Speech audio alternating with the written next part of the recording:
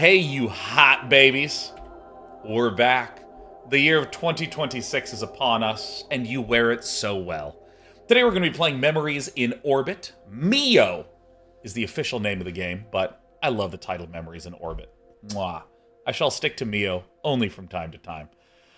This game is a gorgeous Metroidvania game that a good number of you were mentioning to me that you played it, the demo, or maybe it was at one of the next fests, but, you know, Metroidvania is one of the main genres that we stream, most notably recently, No Lifing Silksong for a number of weeks.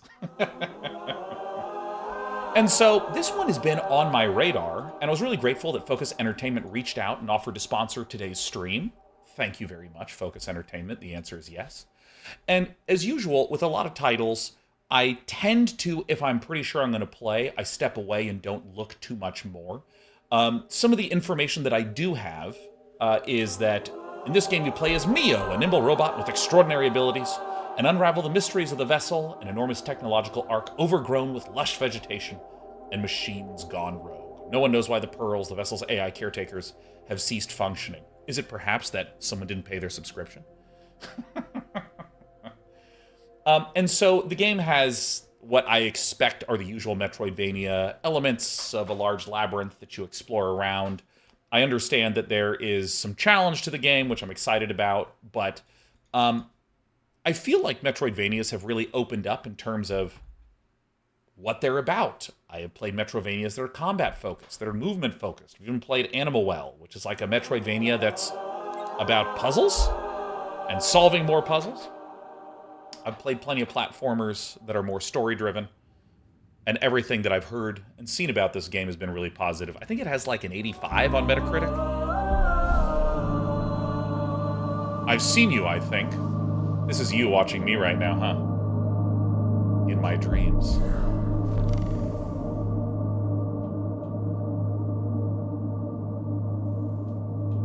Oh, am I clicked out of the window? Is this a cutscene? Am I watching right now?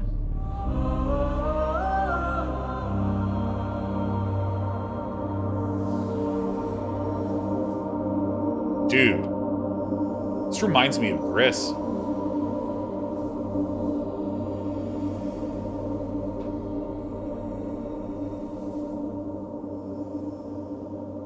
This is a kind of art style that is not done enough in games. This just beautiful graphic imagery.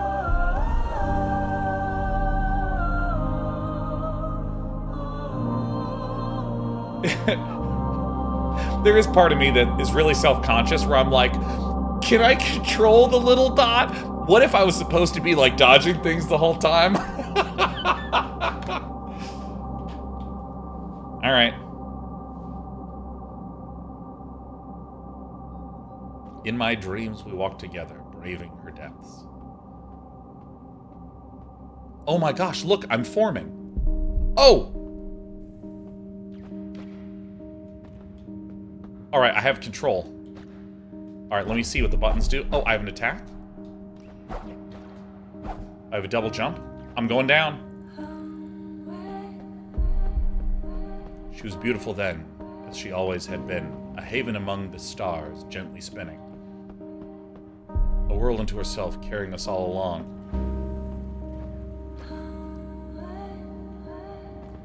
A delicate clockwork ticking away. Dude. Wait, who here has actually played the demo? I saw a few people popping in. Chambers so vast, they seemed endless. Tremendous bridges arched across the void. Dude. Gardens hung in spirals, basking in the glow of 1,000 suns. Let me tell you. Jump, double jump, this is the part that journalists can't handle.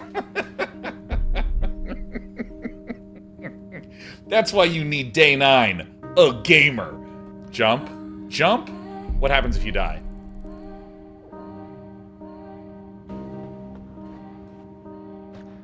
I'm too good. Oh my god, I'm awful. Oh my god. Oh my god, completely washed. In my dreams, was it a dream? She was more than a home. She was alive in her own way. I wonder, is her heart still beating? Her heart made of triangles? Or is it like mine? Little more than a dying ember. And so, my understanding... This is different. Okay, now this looks more like the screenshots that I saw.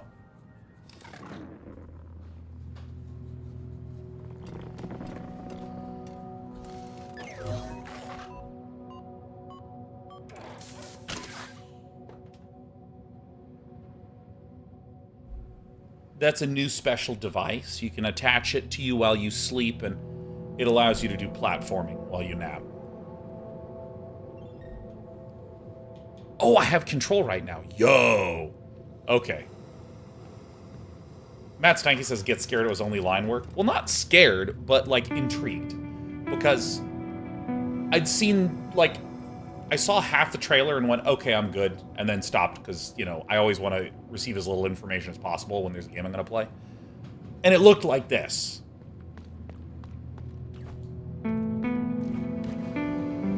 Alright, so I'm obviously supposed to go that way, so what happens if I go to the right?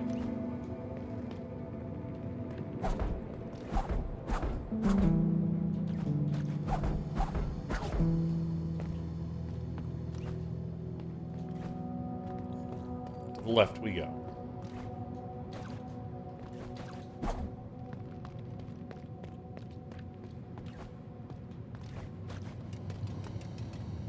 Junk pile. Nacre droplets can be salvaged from this. Hit top button, hit right button, left button. Okay. You attack to get him. Hey, look, I'm getting money. Uh-oh. Uh-oh. Oh my god. New UI has appeared. Get this logo out of here. Get down into that corner, young man. There we go.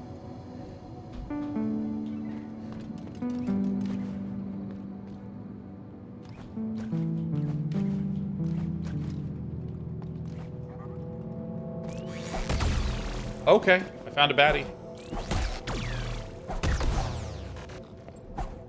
Dude, oh, those particle effects are really nice. Because I mean, I know that one of my friends joked that like the key to making something look good is you make something that looks medium and you add particles. And that same person pointed out to me that like they were kind of saying it as a bit of a joke, which is like, if you just put in a bunch of particle effects, it you know, it adds a little bit of flair and a little bit of fun to it, but it's really easy to not do anything interesting with it. Can I attack up? And looks like I can.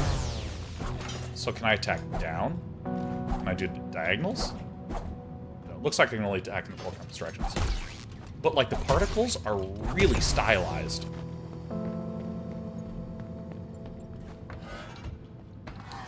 I want to go up. Alright, doesn't let you. What's up here? Alright, I will go left. Royal Moo. Hey, good to see you, Royal Moo. Says I recently watched Day9 talk about his favorite colors journey. It's awesome that we share love for construction caution yellow. Indeed, FFA7 1A.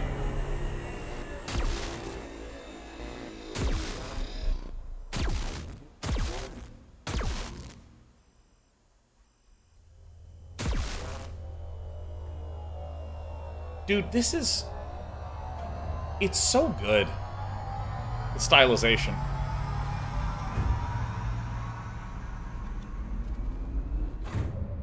Alright, I'm adjusting something. Dude, ooh. Oh, wait, do I have control? I do. Holy flashbang. Dude, J20Z, more games need flashbangs.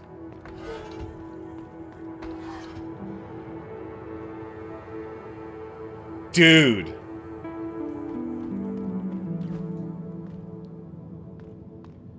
Dude. That was sick. Dude, that the sort of illustrated like hash lines on the shadows here where it was like just black and white looked like straight up hand drawn.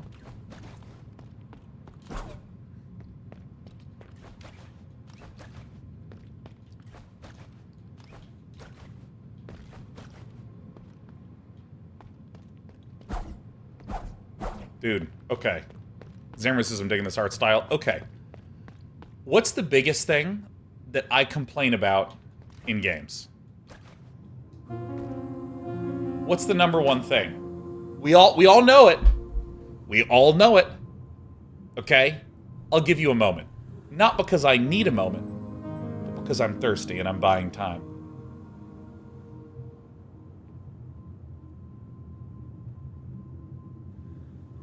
Ah, yes. Darth Morgana gets it in one. Unright, you also count as correct. It's bad tutorialization at the start of the game. You know what this game did? I started it, and I've just been playing the game.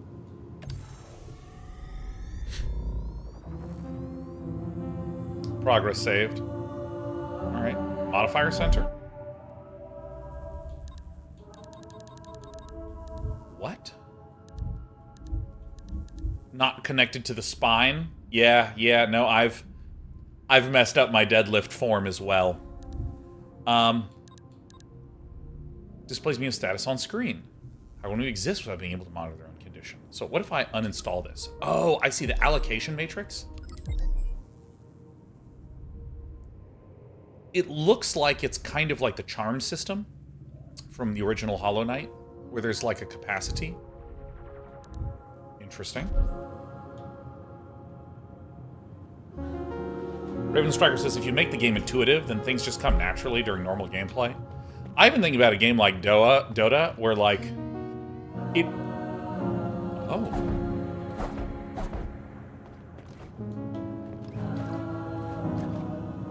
Where, you know, Dota is the kind of game that feels like, oh, found my spine.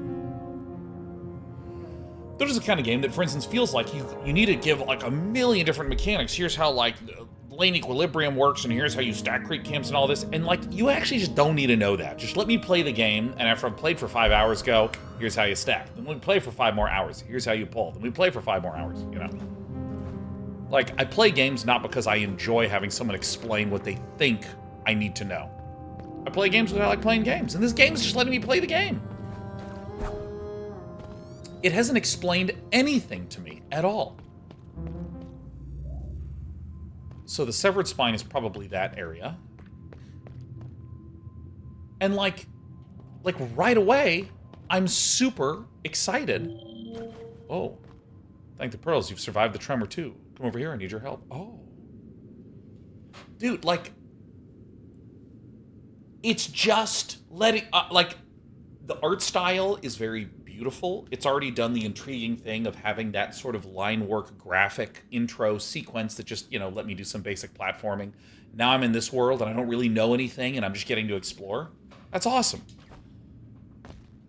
Strange 2. That last tremor was nasty. And I was really afraid I'd be the last one standing. Glad to see I was wrong.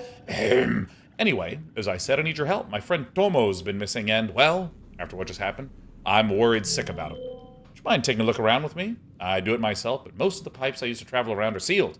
I need someone to open them from the outside. Best spot to start looking is right below us. You might have to take a detour or two to reach it, but it shouldn't be too far away. Careful on your way. I'd hate to be looking for 2 missing units instead of 1.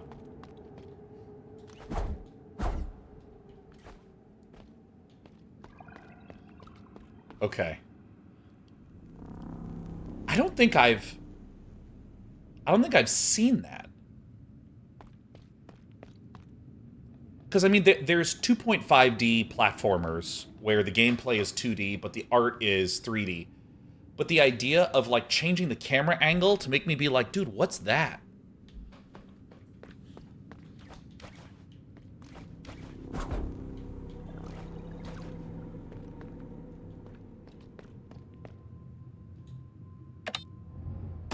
Oh!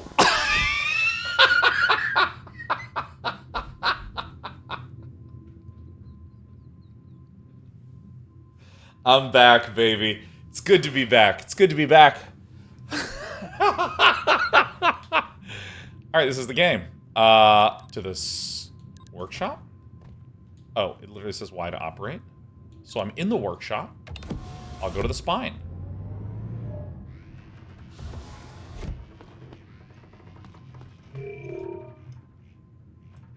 Hello? Anyone? Oh my god, it's the dude on the other side of the door, his arms in there.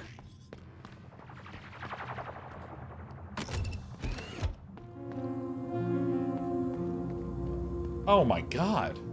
It's just so fun to look at.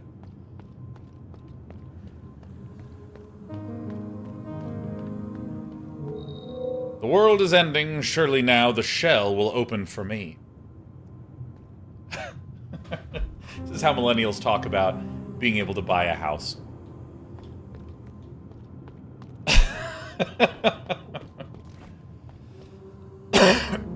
Locked. Requires Avieri's passaporto.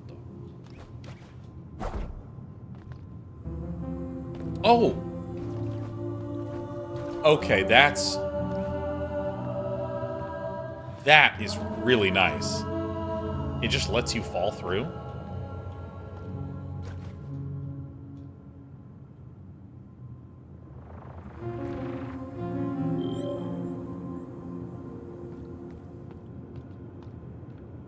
Huh. I don't take fall damage. Albatross of time! Good to see you. Suzuka Chat return. I have my cheeseburger all as well. Cheeseburger does sound pretty good.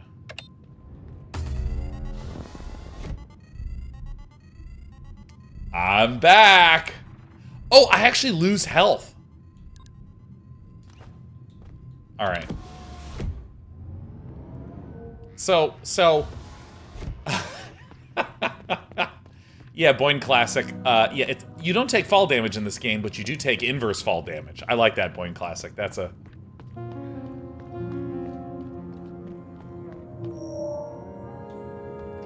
Dude.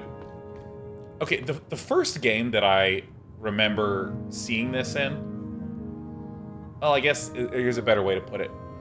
I only played StarCraft 1 for, like, 12 years. And I mean, yes, there was some awareness of other games, but I basically didn't really play other games but StarCraft for 12 years. StarCraft 1. And I remember there was one summer where what I would always do, or I guess it was winter break, what I would always do is I would come home from college with my PC, and I would no live StarCraft, and then I'd go back to school. And I said, I'm not going to bring anything except my Xbox 360 and play a collection of old games. And one of those was Grand Theft Auto 4, where I'd fail missions again and again and again. And it would just keep having different dialogue as I went through areas, just to like break things up. And I was like, man, that's... And I was sometimes surprised at just how many different little dialogue bits there'd be. Like, this game is $20, and it's on sale right now. Like, 99% of $20 games has the exact same dialogue showing up on this guy again and again and again and again and again. And I don't know, I think it's just such a nice touch. Ah! Jump! Jump! Why am I here? Oh! That's why. Okay.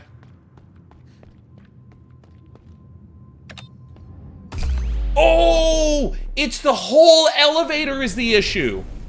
It's the whole elevator. I thought that it had sides. I thought it had sides. Okay, I thought it was like a tube, but I'm realizing that doesn't make any sense. You have to stand outside to...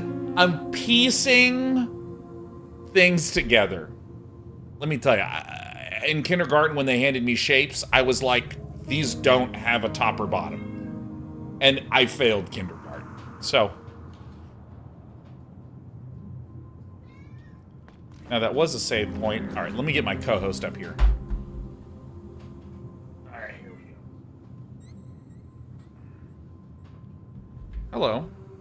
Yeah, that meow was not the game. That meow is my co-host, Sheriff the Cat. Hi, sweetheart. Welcome back. Dude, Sheriff has been really confused because I have not been going down into my office to work every day. So... I've been doing a lot over the break. Dude, okay, let me explain. When this thing came down, I thought that what was happening is that the sides were crushing me, because you see how it's like transparent at the front? My brain was like, it's open on the sides. or it's open in the middle and it's damage on the sides. So I was trying to avoid the exact sides. Anyways, so many of you have heard this yesterday. I was insanely sick over winter break. That's all I did on my break, was just have influenza A. All right, yeah, let me do this for you. Here you go. That's a good cat. So I was like sick and feverish, and so there is a big comfy recliner that we have. Oh, that's nice. And I would sit in that recliner and basically watch TV and suffer. And while I would do that, Sheriff would just look around the corner door in the office at me and be like, are we going? Halen's boudoir. Silo access badge. Grants access to the silo maintenance passage under the haven. Ah, for workers only, do not lose your badge. It won't be reprinted.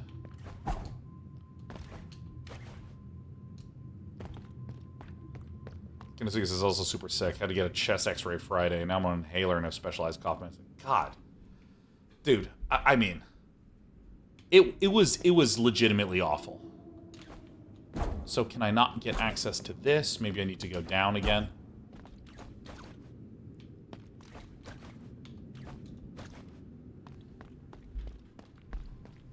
I'm not touching that elevator. That's a risk.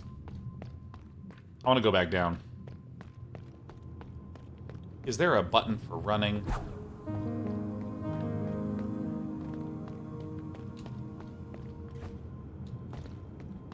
Doesn't look like I have a run button yet, which is all good.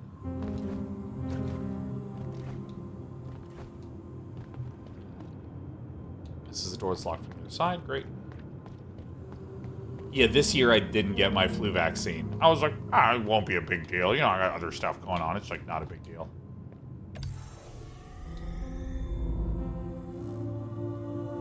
Progress saved. Yeah, no, I've heard this flu referred to as the 100-day cough. Nice.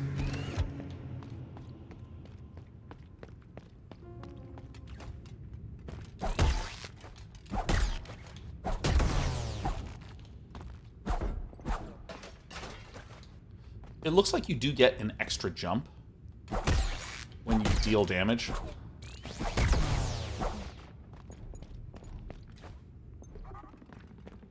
Ooh. What a good cat.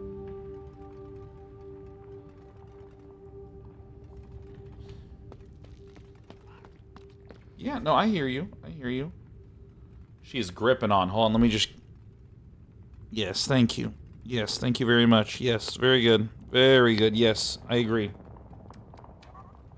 She is just a model cat.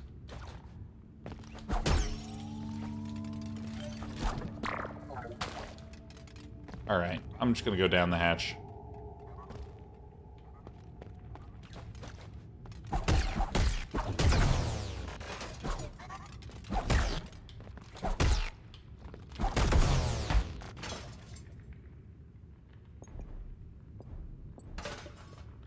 Dude, and I got a new space heater that doesn't sound like you know.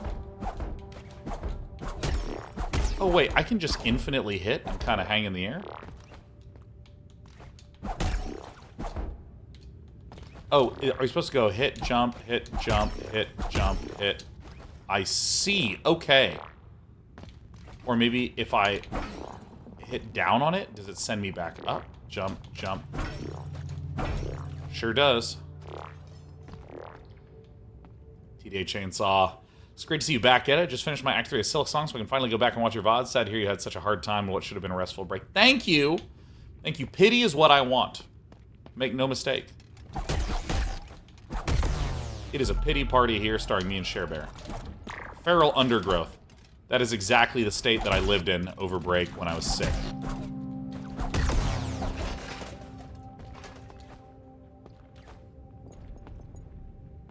So any hit resets your double jump. Who was it earlier that... Ow, you bastard!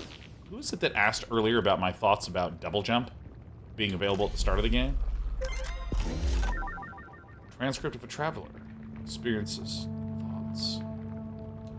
Alright. Oops.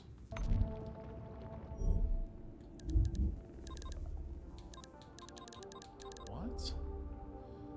I love stargazing. Everywhere around us, there's something to see. Light, color, shapes, you name it. Made me realize how wrong things were back home. Right, Sheriff. I shouldn't have taken boarding a spaceship to be able to watch the stars for the first time. They're a precious spectacle, a reminder the universe is infinitely vast, and we are but a tiny speck of dust. A comforting thought, at least to me. When we reach our new home, ouch, let's be sure to preserve a starry sky for our kids, alright? Oh, nice. Nice little coat. Okay. No fall damage, but there is moisture damage.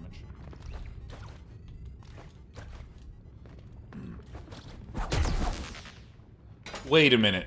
Have we talked about that Mario voice actor thing?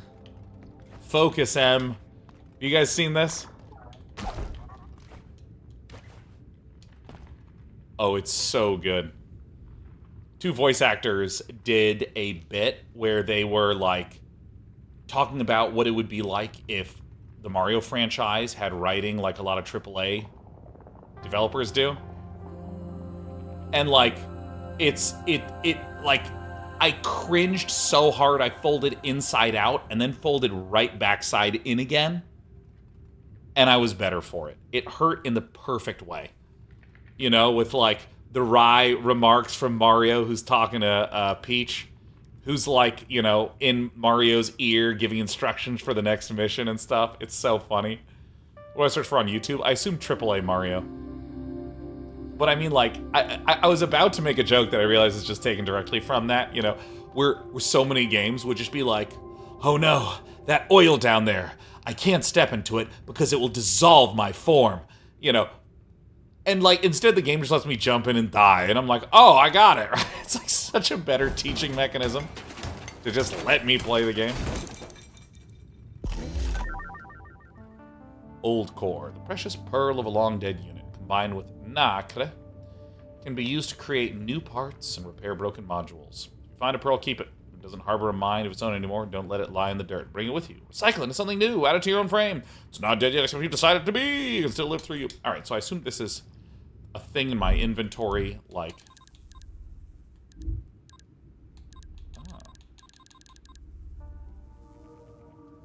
Dude, can I say, like, I find these little barriers that are slowly appearing over time, I find them very evocative and interesting. It kind of implies that there's some structure forming that I can't yet see.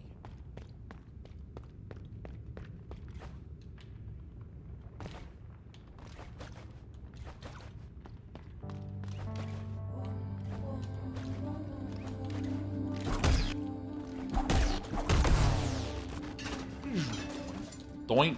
Ooh. I kind of like that they have double jump open from the start of the game. Oh, I see. And that could potentially be a way to traverse across. Got it. I kind of like that they have it from the very start of the game, because, like, you know, way back in Castlevania Symphony of the Night, which I feel like is one of the original ones. Okay. I'm so sorry, my leg's falling asleep. That was a good moment we had together.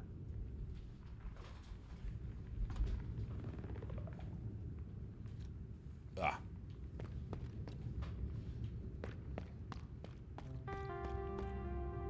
What was I saying?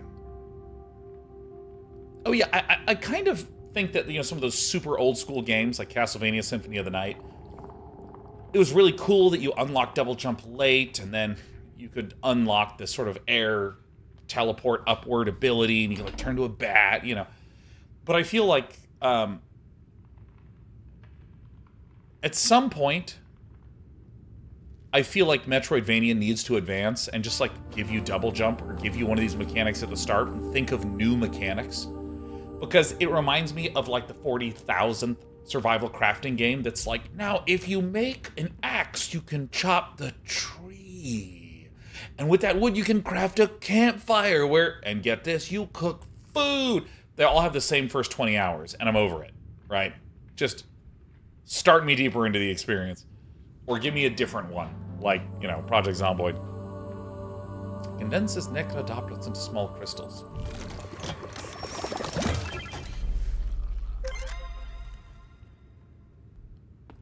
So I assume that maybe one of these is spendable resources, or maybe... Ah! I have died.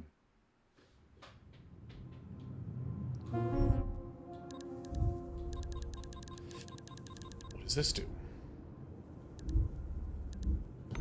Alright.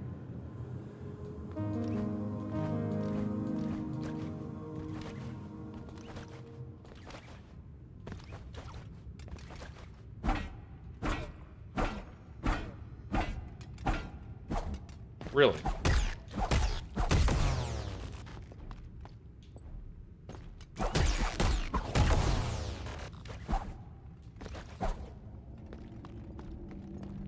So I don't yet know what the resources are.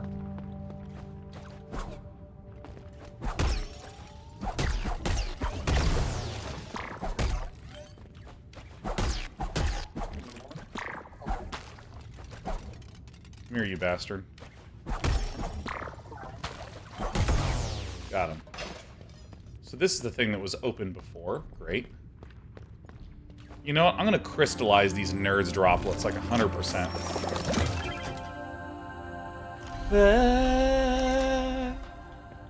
Oh, by the way, yes, it is my year of RTS coming up. So as you can see, we're going to do Command & Conquer Red Alert 2's campaign starting in February. The whole year is going to be devoted to RTS.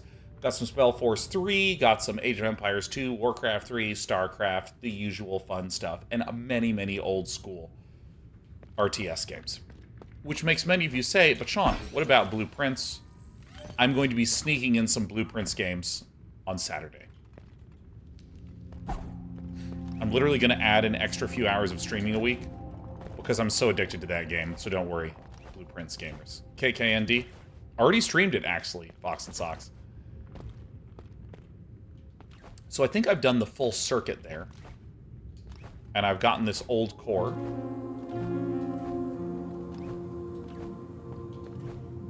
So do I want to go back this way, or does it just, like, not let me? Alright, that's a healthy way to get me to not get a little too lost.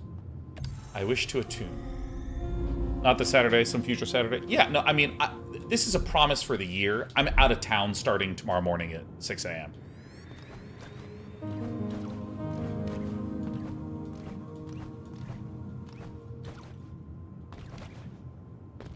Alright, looks like we're going up to the apartments. Daniel Han says, that's fascinating, but what about mostly walking? We are deciding whether we want to keep playing the Seance of Blake Manor or switch to the Drifter. Probably going to be doing Seance of Blake Manor for at least another week or two. Is there an interactable? You might have a hard time believing me, but this place used to be magnificent. This pond, the one we were standing in, used to power everything around here. It was the source upon which the whole network drew. Regrettably, it's been dry for what feels like an eternity. As long as it stays dry, I will remain blind. As long as I'm blind, so are you. Back off.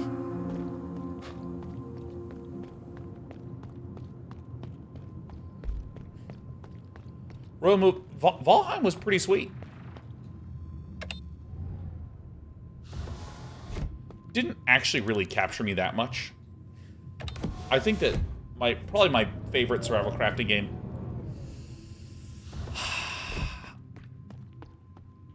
I mean, favorite is maybe a little bit of an extreme statement anyways, because I just don't play that many. But probably Project Zomboid. Even though I have not played it a huge amount, maybe on the order of tens of hours, it's intriguing to me, because, like, the setting and the narrative. Get down there. Oh my god, plants.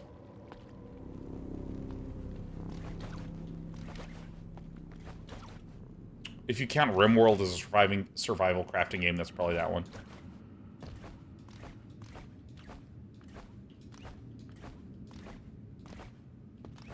I was talking to Sacriel about it, and, you know, his perspective of, like, you know, what he thinks really makes a survival game really fun is like when it is just survive. Because there's a lot of survival crafting games that are like progress and grow. And the thing is that like I like progression. I really like progression. But, you know, just anytime the focus is on the stakes, that also really, really interests me because it's like clear. Forgive me, I must blow my nose because I have the forever cough.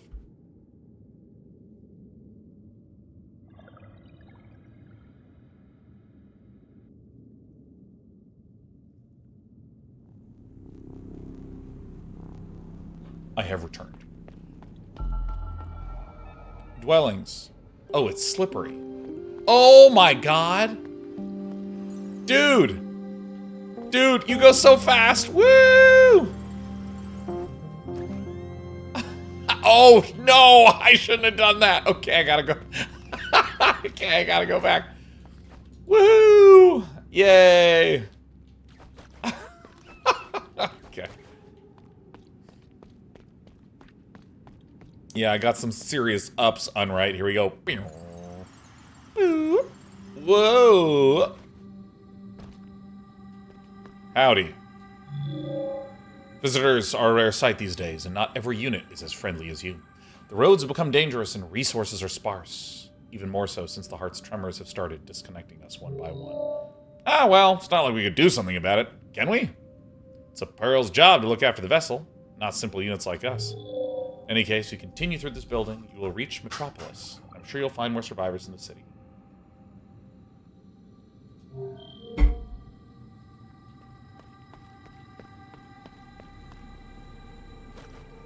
So if I go jump, jump, hit, jump, jump. Yeah, I wonder how I get back up then.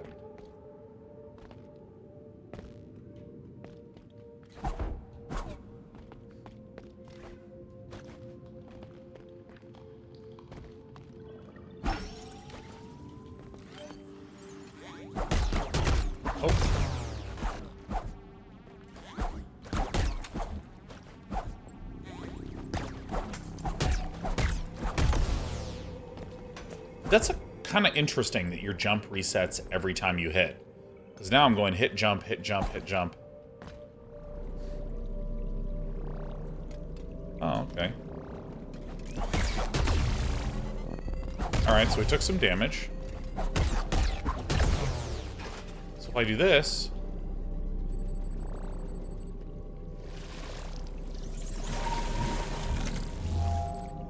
What if I do it?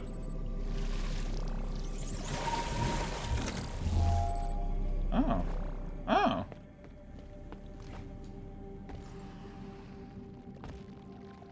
I see. Okay.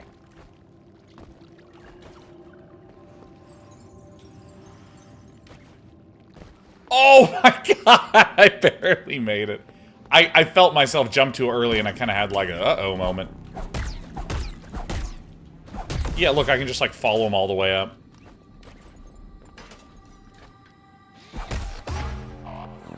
Ouch.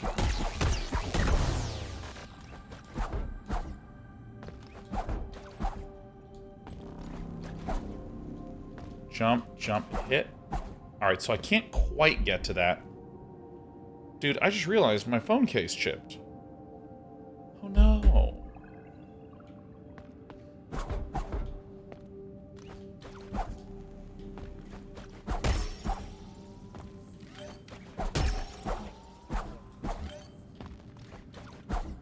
Alright, I feel like I don't yet fully understand how to make my way back up.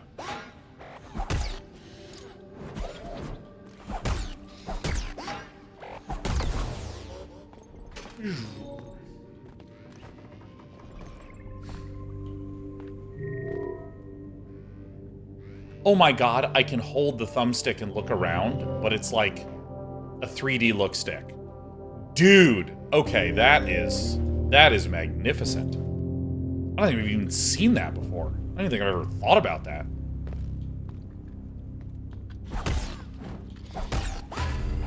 Jerk.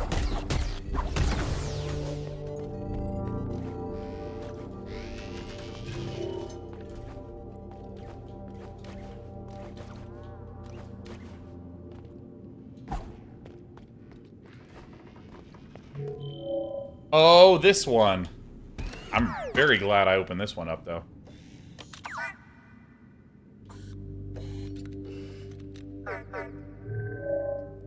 Rad.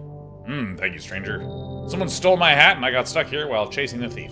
See, it's a very important hat for me. A gift from Mel. That's my boss. So I absolutely need to get it back, because if I don't, she'll get very mad. Anyways, found something on my way here. I don't know what it is, but I'm sure I'll find some use for it. Analyzer. A modifier can be installed in your modifier center. Effects displays enemies' remaining health. Ooh, knowing your enemies first after winning any battle. Modifier slots required 5. Alright, let's do it. I'm going in. Pinfuldorf says, oh me, oh my. Love it. Absolutely love it.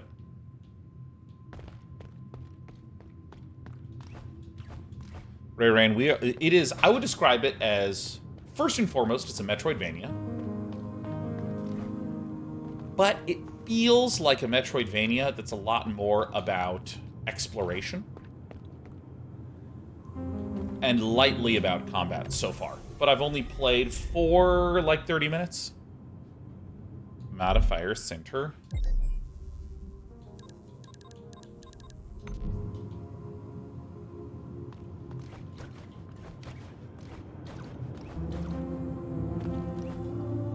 Offer some Naker.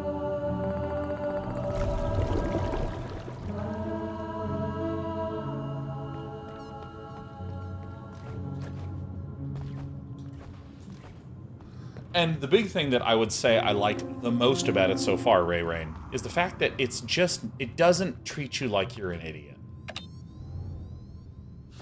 It's actually just like letting me play the game. You know, like for instance, when I walked past that last and it was like, do you want to offer your Naker? I was like, okay. And then suddenly my brain's like, ah, now I have a little mission. I have a little quest. To try to...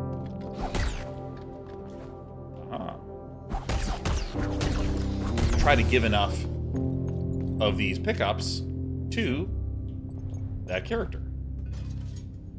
And now that I know that, I have a little goal.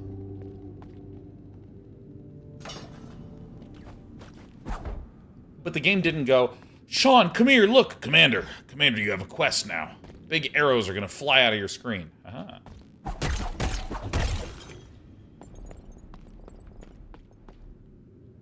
It's kind of letting me figure it out and letting me track my own goals. Something that I always think is just very, very positive.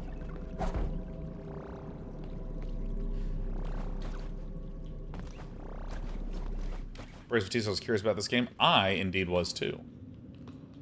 Prospero, Beyond Reparo. Like this electrical wiring is very conspicuous to me.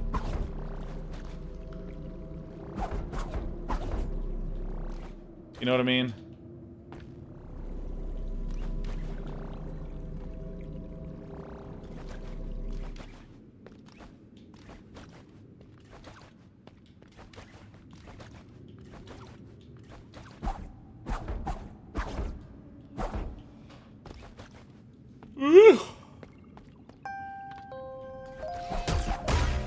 Ouch. Yeah, if I made a Metroidvania style game, this is very likely the lean that I would have, like the sort of atmospheric, story-driven, more so than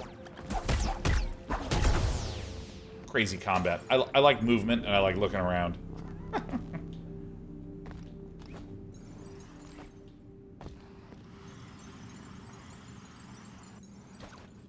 Oh, I messed up my jump.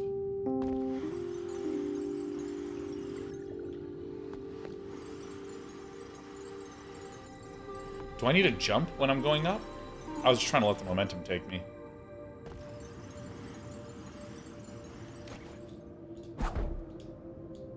Ay, ay, ay.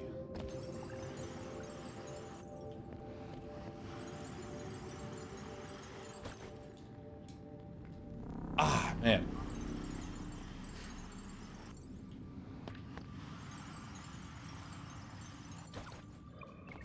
I don't really know how to time this jump, or where to hold my thumbstick. Do I hold it up? Do I hold it left? I'm going to leave that there for now.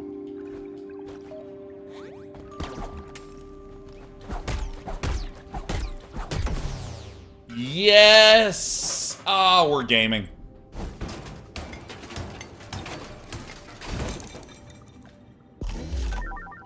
Old core. Alright. So, is this what this resource is up in the top right corner?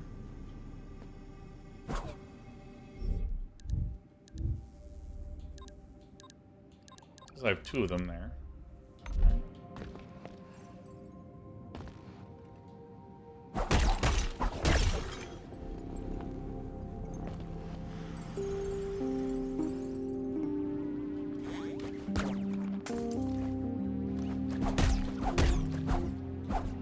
Fuck.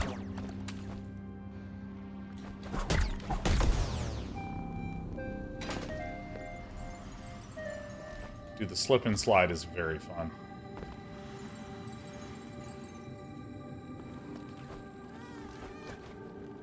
Oh, I had way too much momentum, man. I like soared over that. Oh, I see. This is all ice. That control schema is a little annoying. Which is where if you're on ice, you're very slidey, but the second you're airborne, you're very snappy. As you can see, I can jump forward and I can immediately, like, go the other way.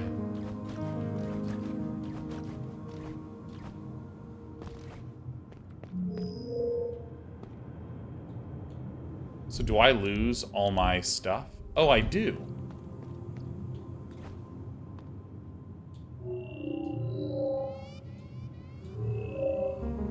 Allow me to show you?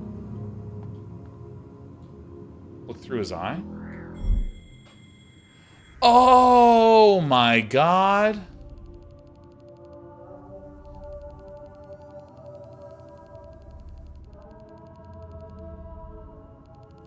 We've unlocked map.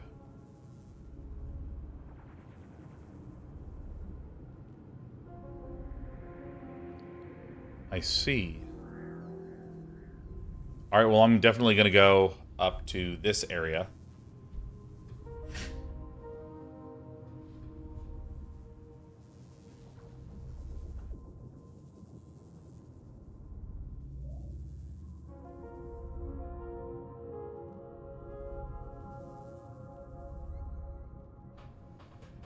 Ray Rain says, I whip my hair back and forth gaming. Do you realize how rude of a thing that is to say on this channel with this looking head? I whip my egg back and forth, okay?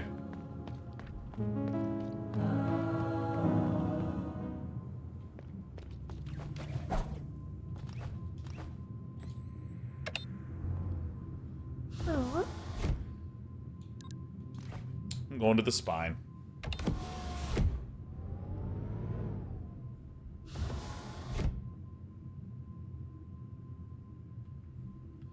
Alright.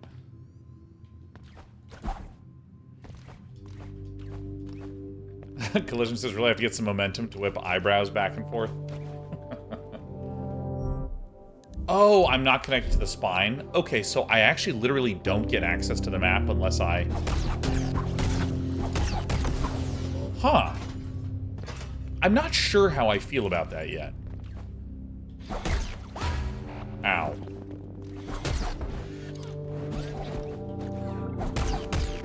Because, like, at first I hated Hollow Knights, and then I just got used to it, and then I was fine.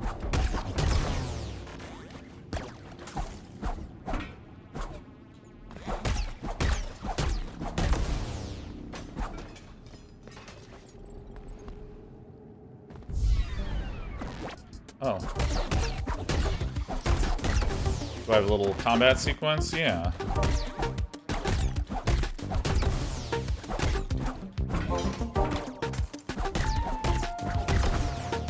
Come here, guy.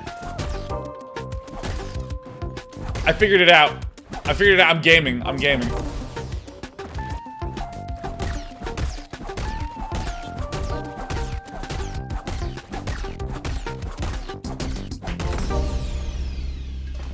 Well, don't even know what that guy does, but I'll take the reward.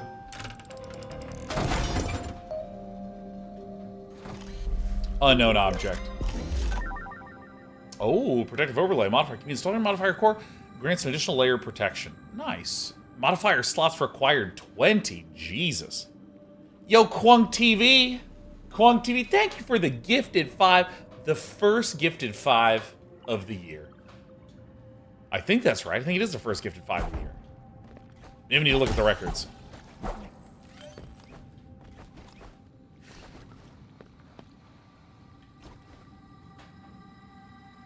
Arlen says, memories in orbit is how I describe ADHD.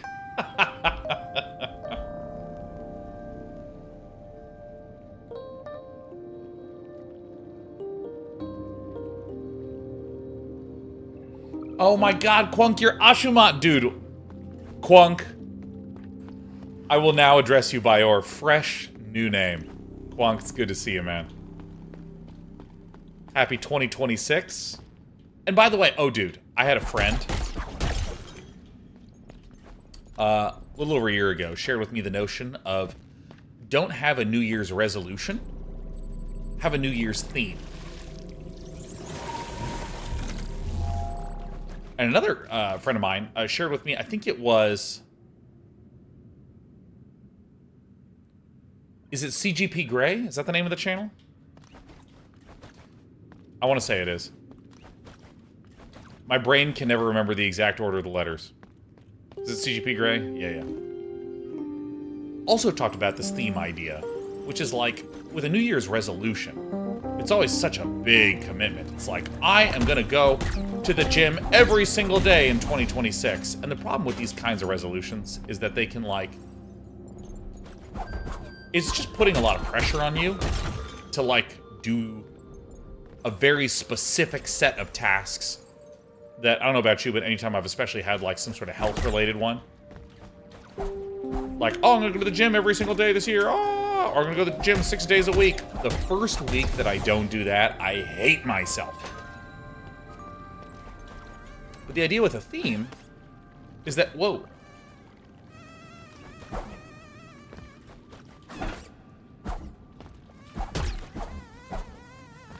The idea with a theme is that you are...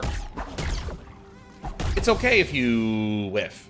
You know, like, year of reading was the one that CGP Grey suggested, as an example. Like, if it's year of reading, and you're in line at the Starbucks, and you're just grinding your, you know, Twitter or whatever, you could go, actually, my theme is year of reading. Let me, like, read a book on my phone. And I like this as, like, a comparison, like... Because it's not, I will read one book a week. It's just like, no, this is the year of reading. Which then causes you to, anytime you're at like a decision point in your day, if it's on your brain, you go, oh, this is the year of reading. I'm not sure what I wanted to do this afternoon, because I have a dinner at 6 and it's 2 p.m. Maybe I'll read.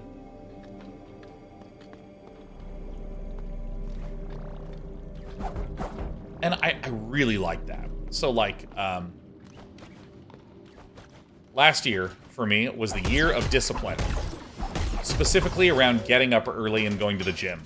And by God, the entire year of 2025, I got up at 6 a.m. and went to the frickin' gym. Oh, this opens up, but I'm not doing that one yet. No, I didn't go every single day. But I still am a person now who gets up at 6. I got up at 6 today. Maybe I actually do want to open that door.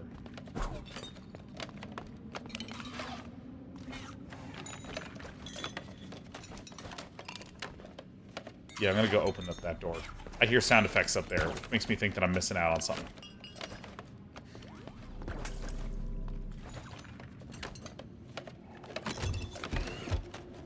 When you sleep, I go to bed at around 9:30.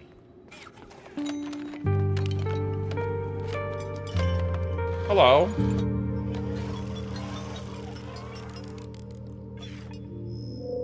It's Mel. You don't look like one of those murderous units outside, I swear, between that and the tremors. Anyways, glad to finally see a friendly face. I'm Mel, by the way. Salvager and mechanic. You know, your model's pretty rare. With that wee frame of yours, yeah, you'll get crushed in no time. What a shame. Tell you what, lass. Old workshop around the Nexus. It's Plan to hide there next. Come and see me, I'll bulk you up. Won't be free, though. Sure, bring me some nacre. What is this word that keeps getting said? Nacre? N-A-C-R-E? Or is it nacre? I've, like, never heard this word in my life.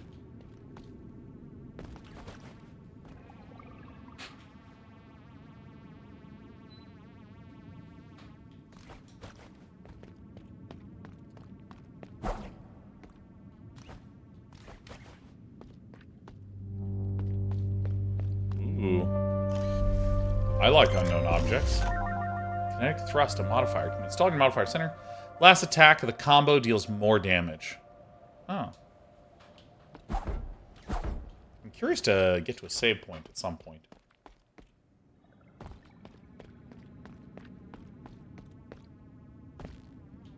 Because the last year was my year of discipline, and this year is the year of cooking more. Because, like, I'm a total noob when it comes to cooking, so I just, like, want to learn to cook more. Don't have any specific thing on the docket. Dude, by the way, I love that I can use the thumbstick to kind of, like, look down in there.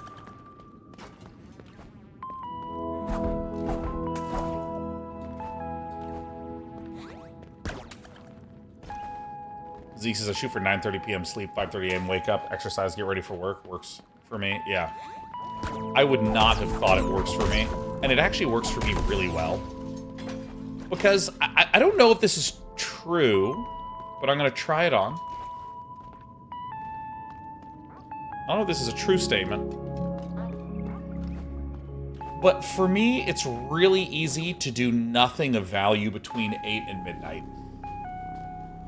You know, like, I love watching TV and hanging out and all that stuff, but, like, you know, when it's, like, 10:30 and I just have on, like, some reality TV show that I'm not really going to pay that much attention to, and I'm on my phone being like, oh, what's the Twitter algorithm going to give me now? And it's all just people being angry and fighting, and occasionally some chess puzzles and bird videos.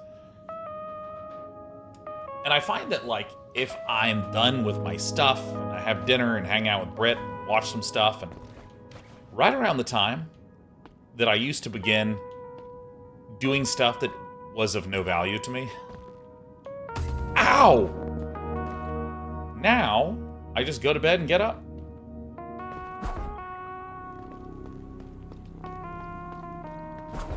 Huh.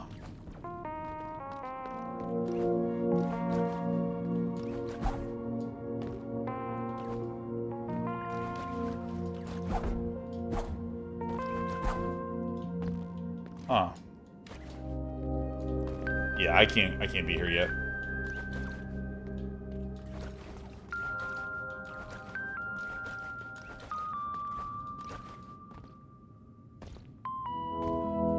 Royal Moose says, I feel awful after doing absolutely nothing.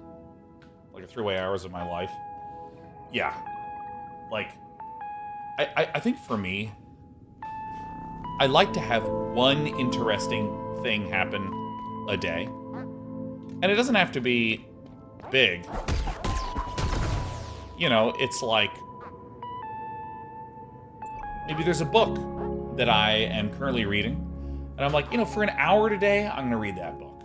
Or maybe there's a movie that I've never seen before, and I'm going to watch that movie today.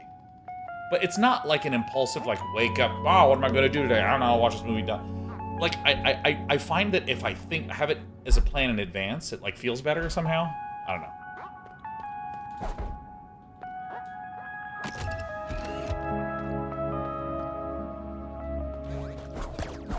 Shit, I missed.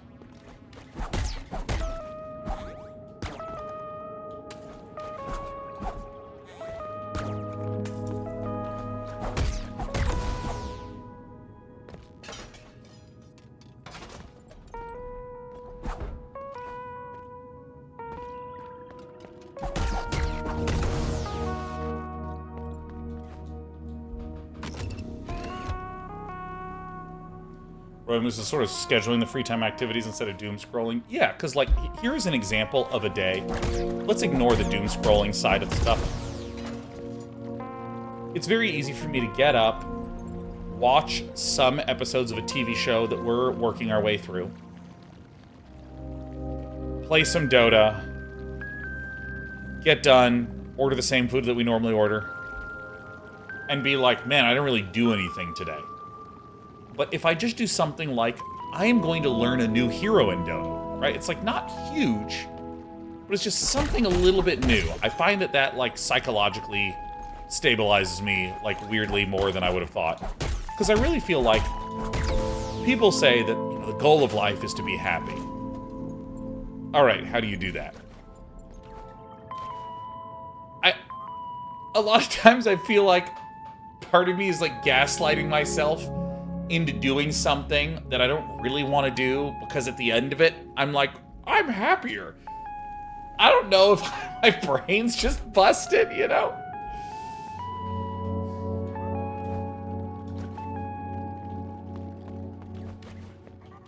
And I find I don't have a lot of willpower on a lot of days, because, like, you know, or on a lot of days where I have time off, that is. And so the idea of just, like, pushing a little bit to do something a little fresh, I'm a big fan. Now, where am I? Can I break this? Oh, thank God. Oh, thank God, yes. All right, I know where I am now.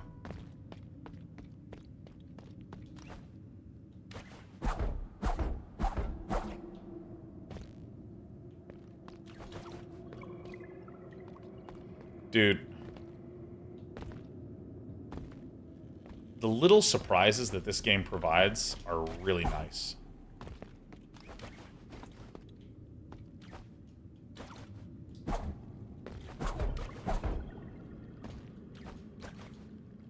Oh, I want to know what's in there. Cinecils, have you ever played Mandragora, Whispers of the Witch Tree? I never even heard of it.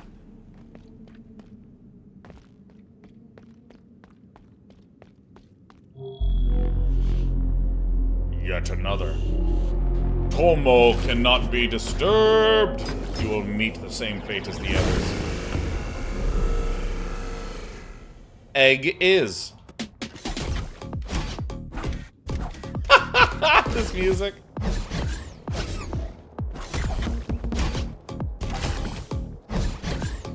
Oh, shit. I wonder what the rest of that song sounds like.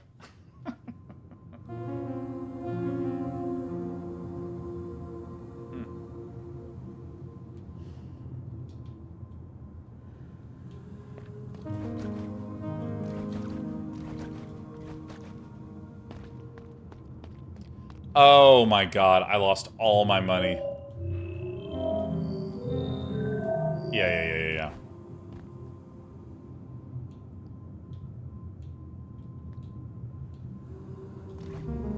Look through his eye. Yeah. Okay.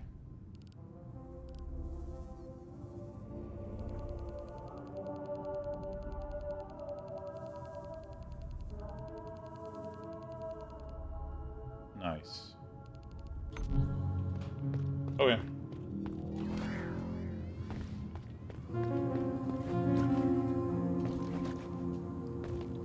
Radiance is what a deep, relaxing game that really gets you lost in thought. My assumption is you are talking about this game. Oh, look at that. And not Dota 2.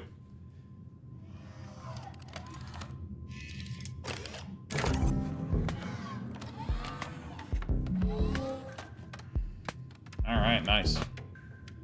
Yeah, no, I think that this game nails the style that it's going for. Modifier extension, 10 more slots. So I recognize that I could have equipped some stuff, but I'm just going to wait till I get more nacre.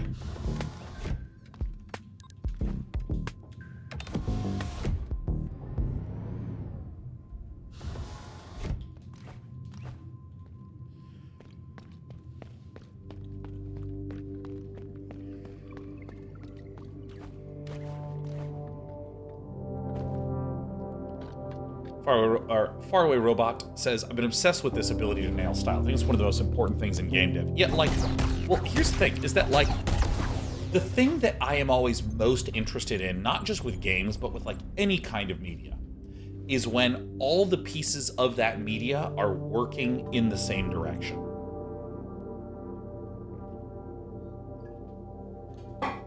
You know, you can have something like...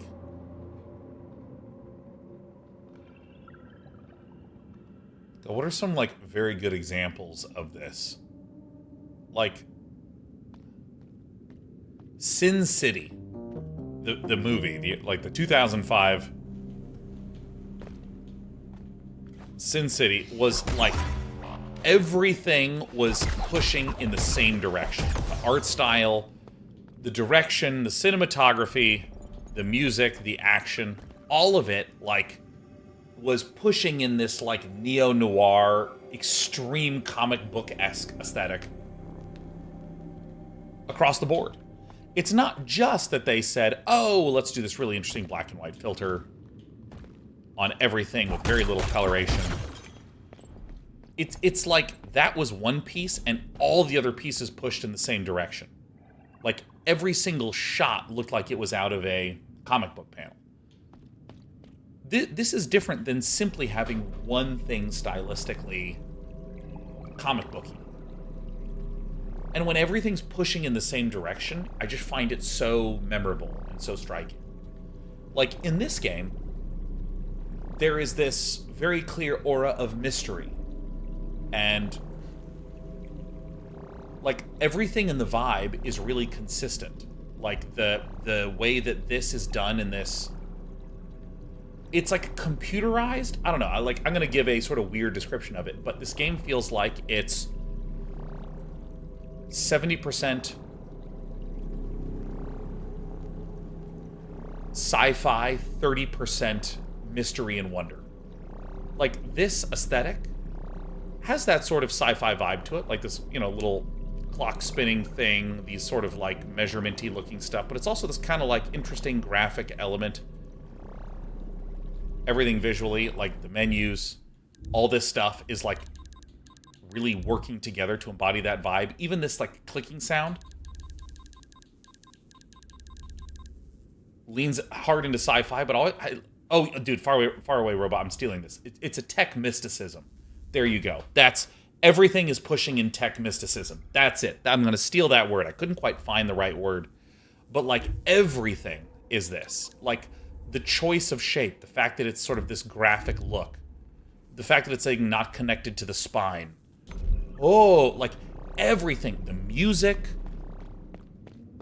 the art style, the fact that like as much as I'm wandering around and exploring, there's a lot of emptiness and loneliness in here. Like, you can imagine if this game had 10 times as many monsters, and I'm like fighting. And it's like everything else was the same, it would feel a little discordant. It wouldn't be pushing in the same direction.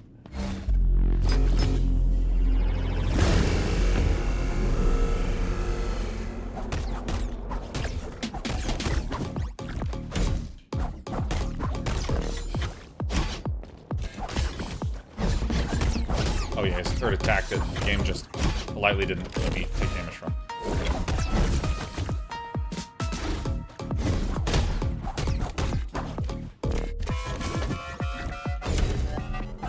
Yeah, like, this track it's very fun, right?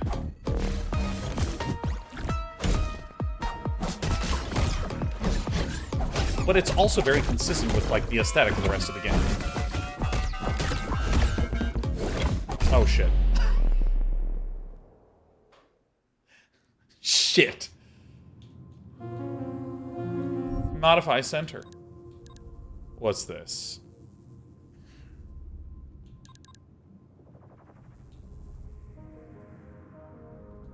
Uninstall. Install. Yeah.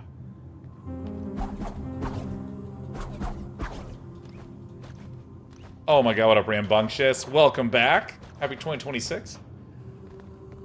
Okay, so I'm going to rewind a little bit. Who has a theme for 2026. Again, we don't believe in New Year's resolutions here. So you can have a theme for the year, and you can fail to do anything about it all year long until October, and then do some stuff, and you're still hitting your theme.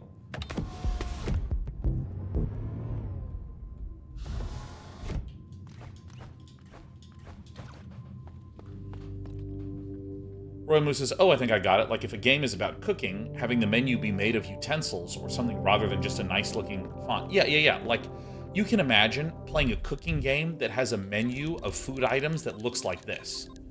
It's not that it would not function. It's that it would just not be kind of consistent. It's not pushing in the same direction.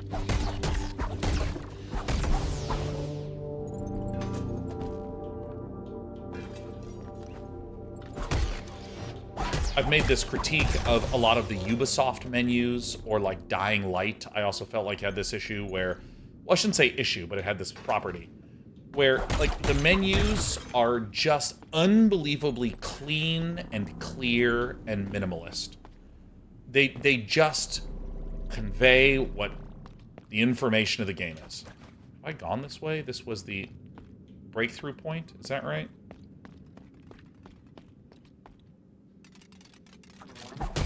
Have I been through here?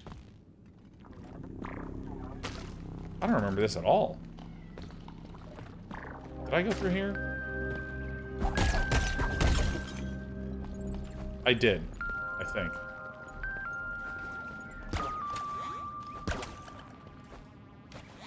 Normally pretty good without a map, but...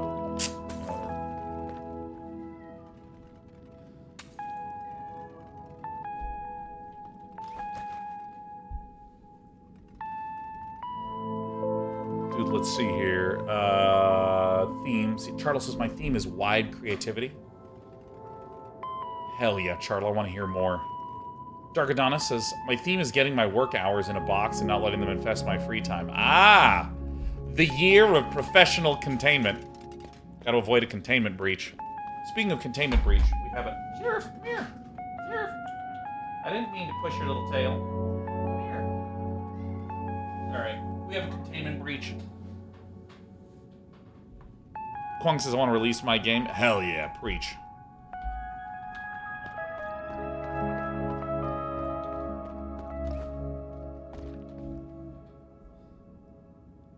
My butt is okay. Says, no theme, just a question. Do you know, /know of Northern Lion? Oh, dude, I love Northern Lion. Northern Lion rules.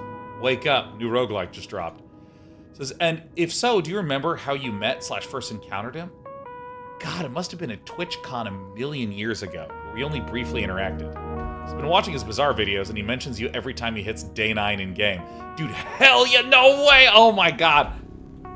I'm fanboying so hard about that news, dude. What an honor. Yeah, Northern Lion is just one of the best people on Twitch, YouTube, on the internet.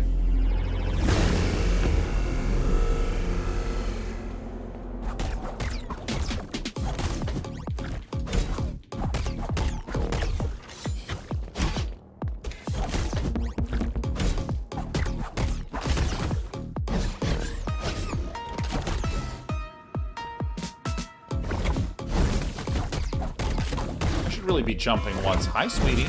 I love you too.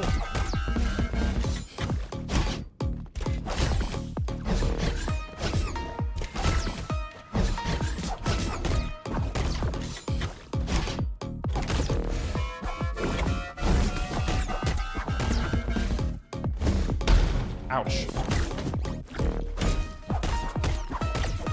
Both in and out of game.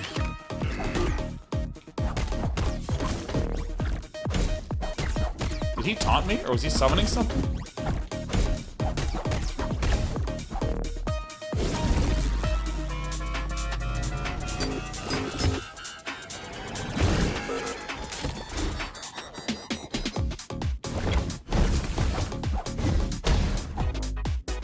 Alright, I think he's juiced. I think he juiced up.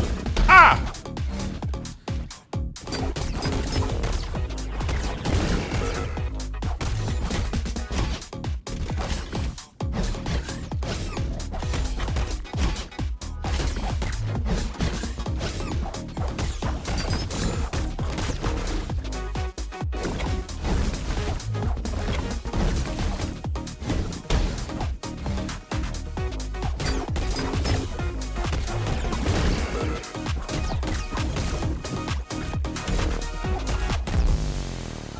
Oh my god, Sheriff, it's because of you we defeated Aegis.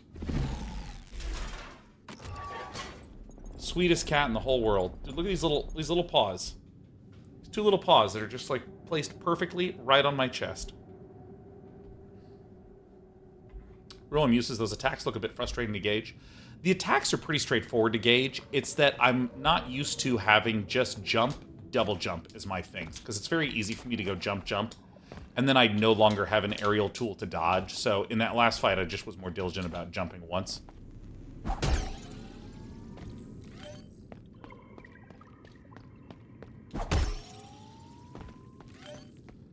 This has to be where I learn how to jump upward with those things.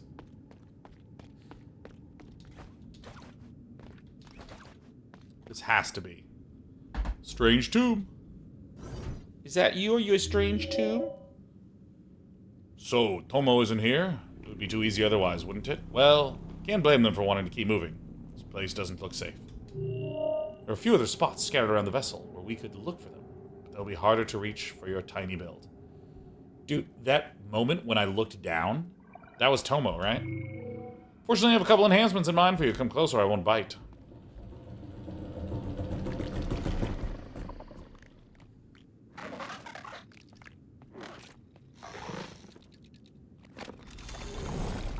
This dude is so creepy. Oh my god.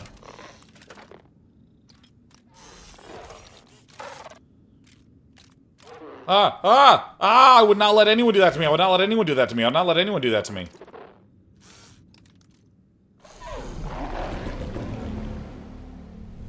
Dude, let me tell you something. I didn't even succeed at the trust fall. I would not succeed at this for sure.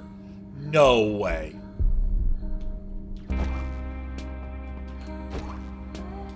Oh.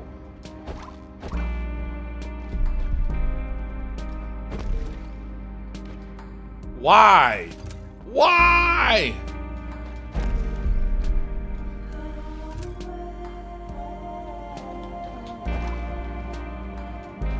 And this hurts, I assume. Oh. Oh, yeah.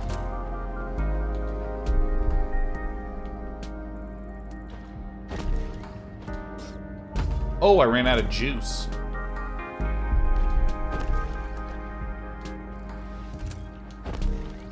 Oh, I see. If you look at the bottom center of the screen, there's that little gauge that indicates to you how much more you have.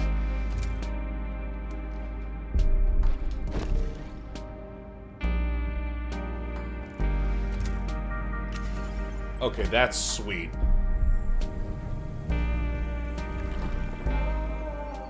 You know, just as much as I was saying that this bug thing freaks me out because it's huge and it's got its little claws and I'm so tiny, I realize it's the same relationship I have to this cat, where I'm just like, oh, come here, don't be scared of me.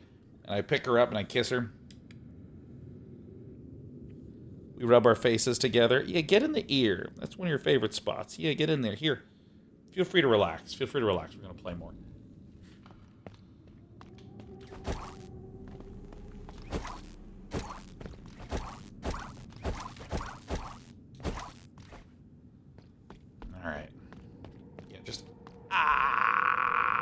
Ouch, there you go. Relax, sweet pea.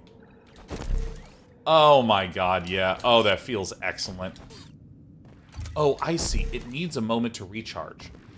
So if I'm jumping, it's not yet recharging. You can see that sigil in the bottom center.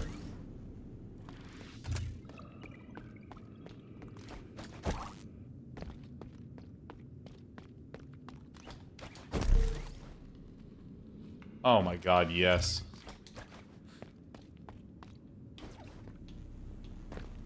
Now, can I cling to nerds? Oh my god! Open up!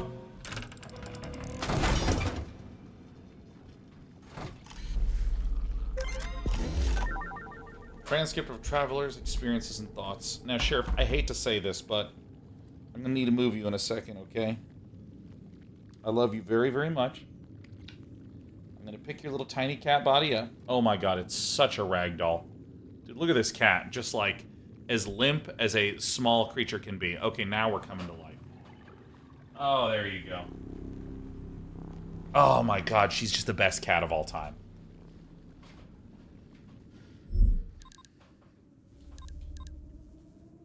We are grateful to the blood for the warmth it provides. 6 voices, we are grateful. Alright, I'm gonna read some more logs later, but I'm in the mood to play a video game.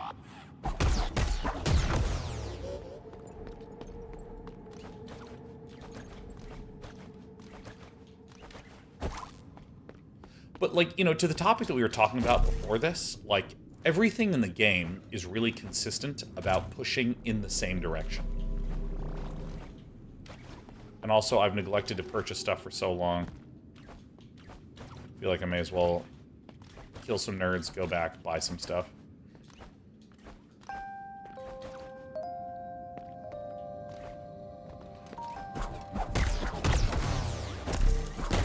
Oh my god! I can do that? What? Okay, that's awesome. Yeah, like, everything in this game just feels like it's pushing consistently in the same direction. Even this mechanic being the first new movement mechanic you get, it's exploratory focused in a way that is, like, immediate.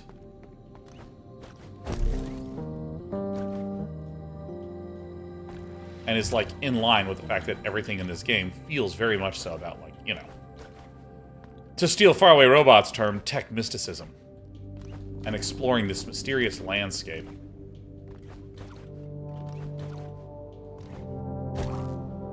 Can I get corners? No.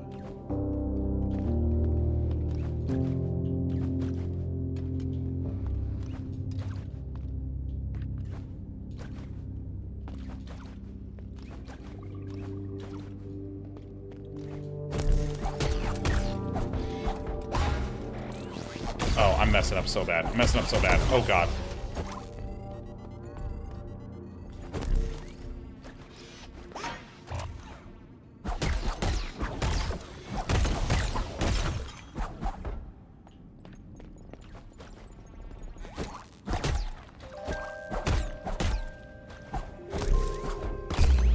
Ah!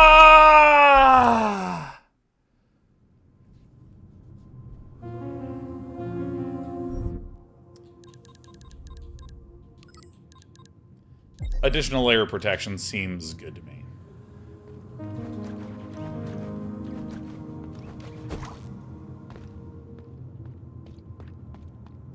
So wait a minute.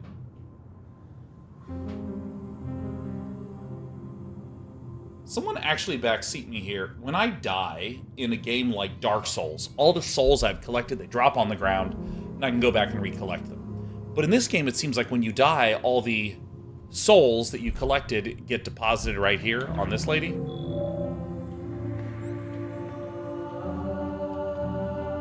I think that's correct.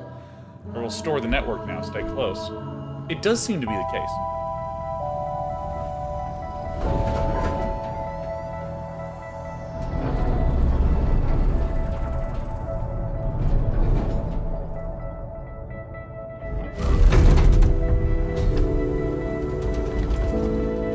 Oh, dude.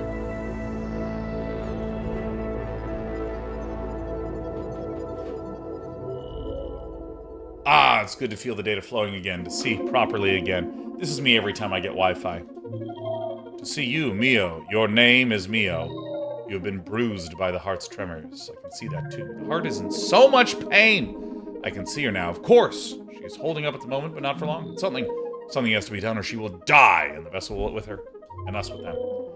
Now the network is running again. It should be possible to save her, maybe with the help of the other pearls. It's no use though when it's my call. This is frustrating. I'll try again until it works. Meantime, why don't you carry on with your exploration? I'd like to know what happened to Metropolis and the Haven. Anyways, maybe you can find something that I can see. Good news is, wherever you are, you should be able to see through me.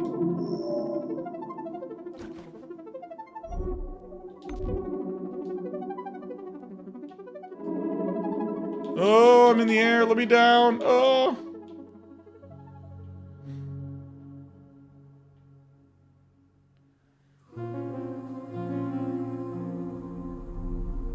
Whoa. What? I can fly! Small part of a unit's protective coat. Combine 4 to permanently improve your protective coat's capacity.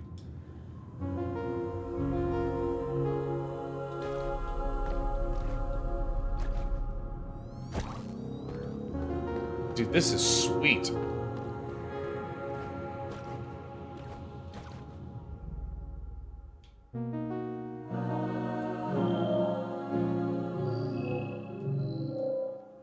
Alright.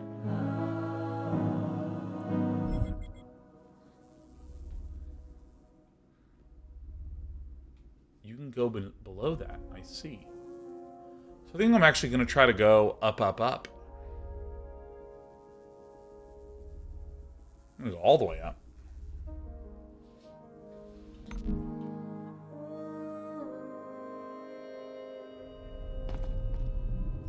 So now I just have full access to the map. Nice. So now I can just do that. Excellent.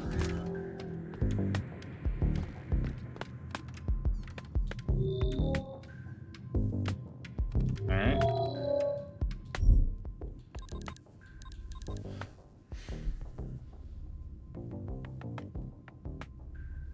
Okay, so I'm starting to understand this system, which is like, there's loose floating nacre that if I die, I lose it. But I can go to some certain areas and I can, like, permanently save it.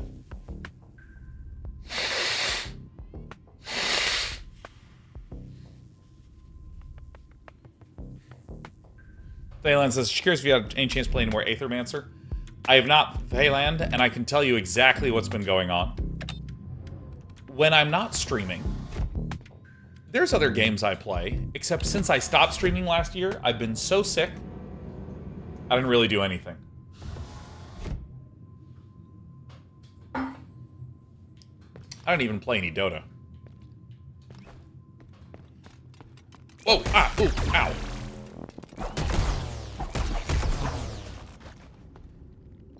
Yeah, no, like, even this icon... Where's my mouse? Where the heck is my mouse cursor?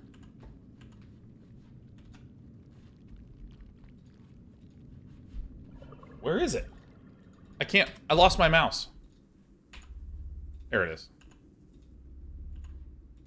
Oh, thank God. Okay. So now I have my mouse cursor again. Yeah, that iconography at the top right, it looked exactly like free-floating stuff in a hexagon. Ooh, what's up here?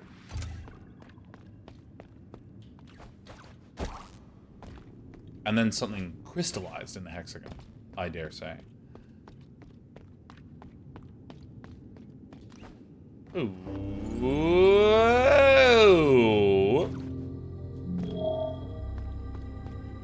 Can I open this now? Locked from the other side. Okay.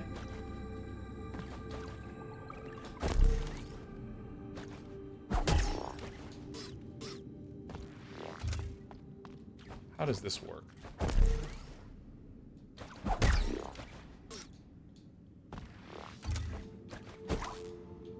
Okay. Can I even get up here?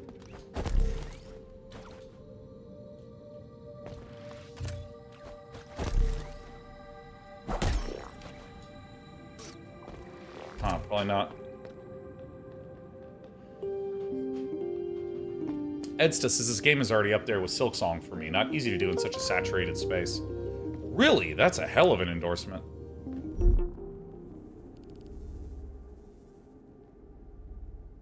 So maybe I'm not going that way. What's interesting to me about the experience so far of this compared to something like Silksong... Well, I shouldn't say compared to, but I'll just bring up Silksong. So what is... Edit markers.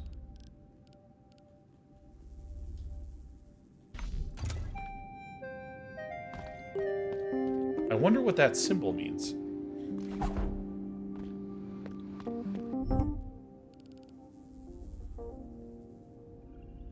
I don't know what that symbol means at all.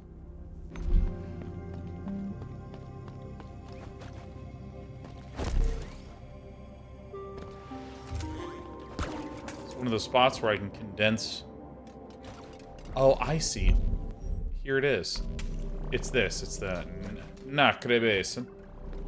But yeah, like with Silk Song, when I first played it, you know, there was never any huge moment in Silk Song where I was like, oh god, it's just done something insane, it's the craziest shit ever. It was just solid and stayed solid and remained solid. And that was it. And I'm getting very similar experiences with this game. Is that, like, it started off, and it, like, right away, of course I was complaining about games being like, here's a million steps of tutorial, and then I'll finally let you play after 2 hours. Like, this game, no, it lets you immediately hop into the gameplay. Immediately you're exploring. Immediately. Ouch. Interesting things are happening. Environments are very pretty, like, immediately.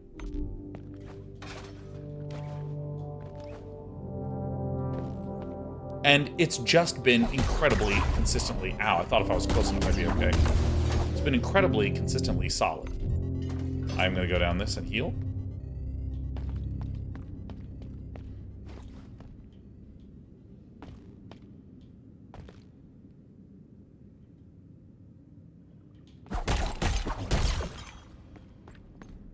Yeah, Kilikavi, don't mind us deleting the message. I tend to be a little bit sticklery about spoilers.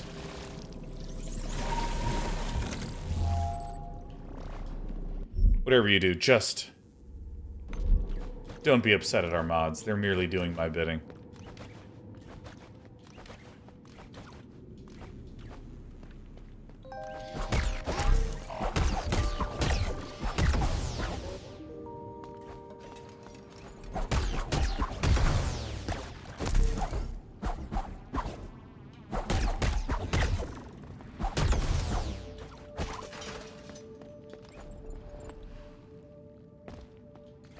Wait, did I do this wrong? Oh, yeah, I did. And, like, you know, there's a quality that this game has that reminds me of Silk Song a lot, where, like, very early on, I'm kind of retraversing areas, not in the, like... Oh, wait. I'm retraversing areas, not in, like, the... God, how do I say this? Alright, I mistimed my jump.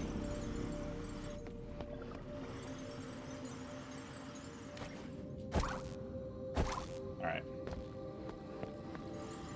So let me see if I can explain this. Like, there is the old school notion of Metroidvania, which is you retraverse areas. And I'm actually going to use Castlevania Symphony of the Night as a simple example.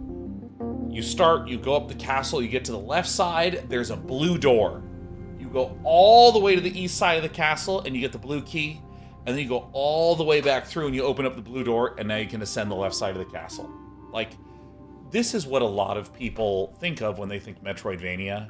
It's the constant going back and snaking around because, alright, I got the blue door here, and the red door here, and the green door here. Oh, I got a green key, let me traverse to the green. The other side of the green was the red key, let me traverse to the red.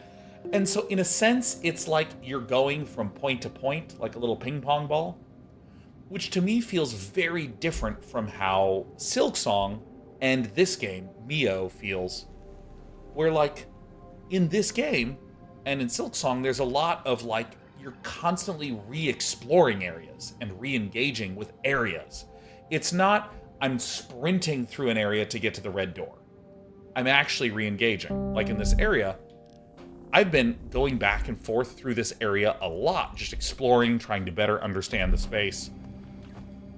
There's little secrets that are opening up. There's little things in here. It's, you know, like this hook shot ability is making me want to re-engage with the whole area. It's not just a simple, oh, there's a blue door here. Let me go over.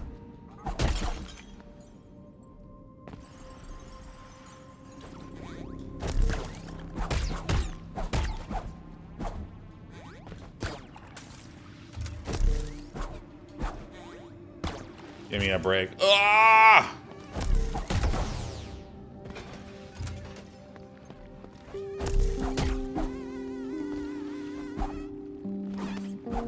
That sound effect makes me so uncomfortable. I need to kill this guy.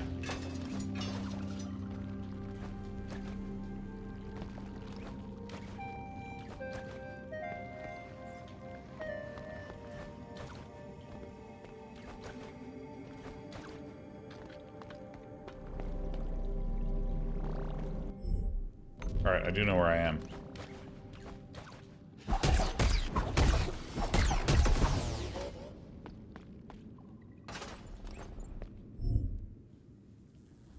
Alright.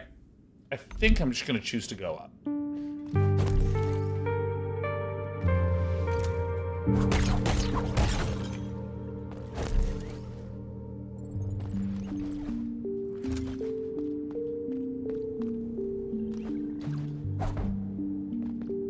do I get there?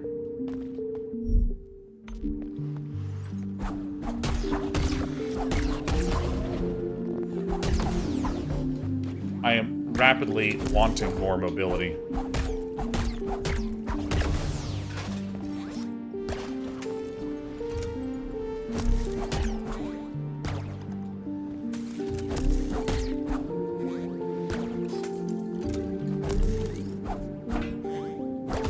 Oh, jeez.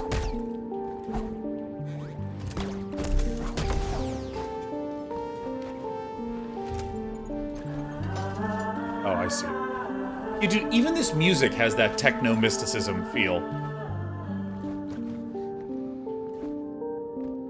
Alright, I see.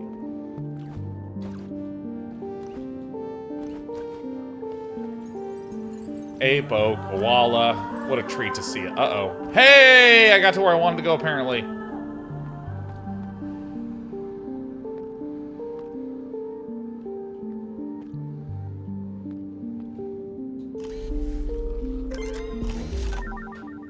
Ooh, hell yeah. So Dark Wolf says, not knocking anything about the game which got here and it's giving we have Silk Song at home vibes. You know, let's work under the assumption that the game is 5% worse than Silk Song, right? I played Silk Song for like 60 hours, and I'm on my second hour of this, right? I already beat Silk Song. I'm done with it. I'm not playing it again. Give me more. You know what I mean? I need more game. Oh, thank God.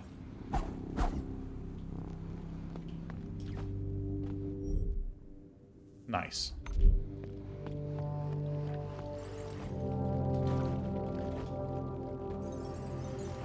You know, this is giving me a vibe that I've not felt in an insanely long time. Ah! I missed. This is giving me some Sonic the Hedgehog vibes.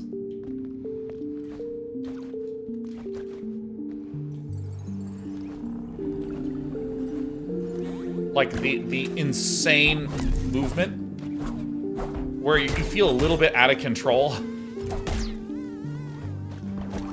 Ah! Gotta hate that noise. Ah!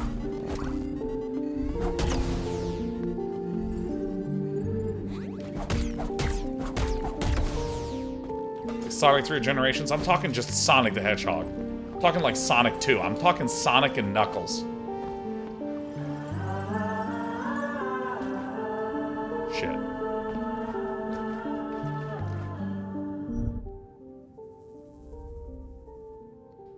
What is this?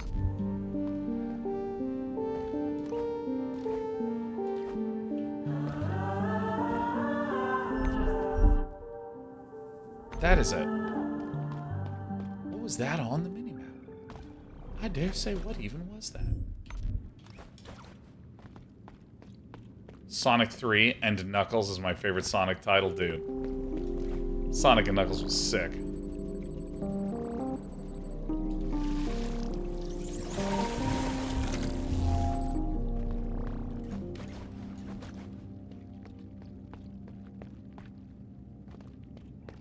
Sonic is too fast for me. Yeah, I mean, like, I think that that's one of the reasons why original Sonic 1, Sonic 2, Sonic 3, like, stopped. They stopped making games like that, man. Because, dude, Sonic was a game where all you did was one run really fast from like left to right, and then you'd run into spikes. That was like the entire gameplay. It was just like, look at how fast you're going. Ah, got you. You ran into spikes, you know. Very different from the what I would describe as the actual fun experience of Mario, which is you're trying to aim and time your jumps, which is something that you can actually look at and process and understand.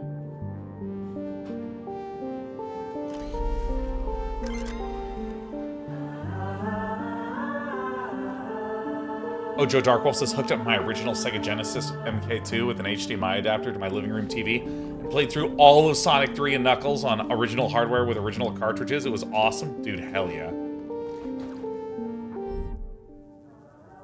This is a really interesting form of mapping.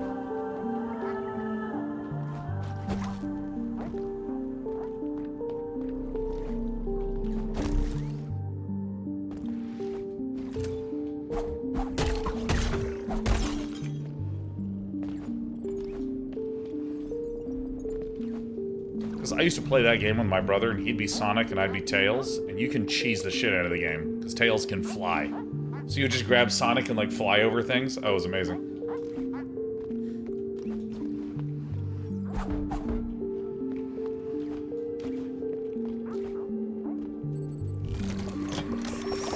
Oh, condense those crystals for me.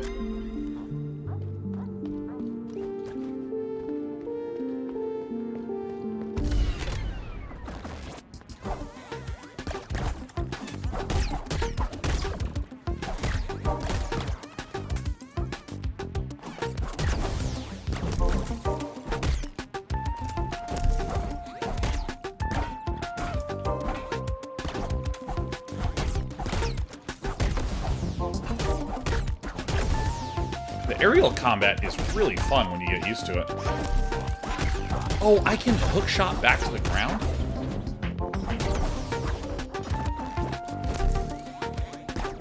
What does this thing even do? I don't know.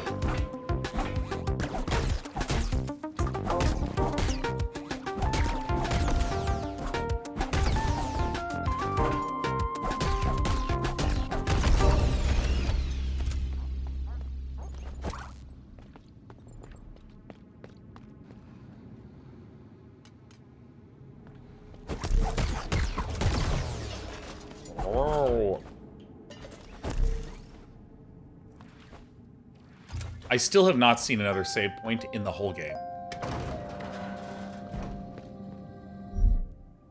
And I don't think I will. Hey, little buddy.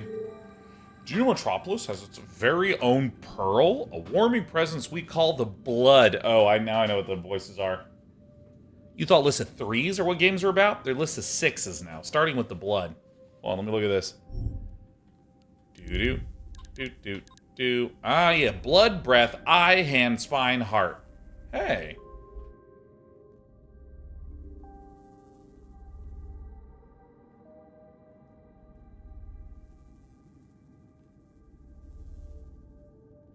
All right.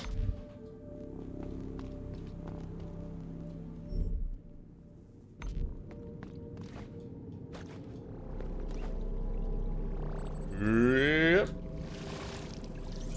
You just bathe in my enemy's blood. Royal Moose's 3 is a sacred number of Nintendo games. What are the good 3s? It's a cat!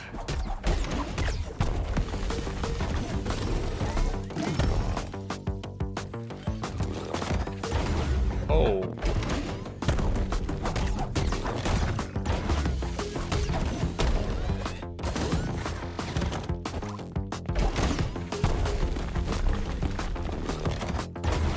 Alright, I should probably pay a little bit more attention.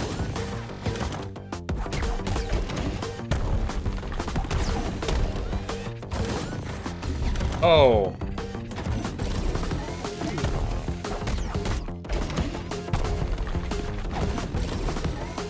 Oh, he just goes to wherever I am. I thought he was going to the bottom right. That's not fair.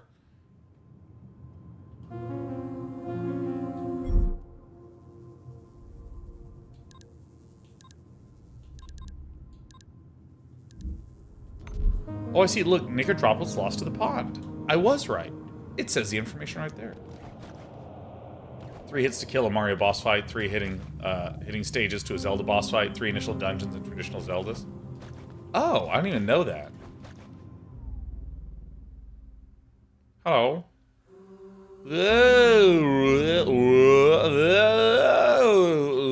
Oh, and away I go. Set me back into the game.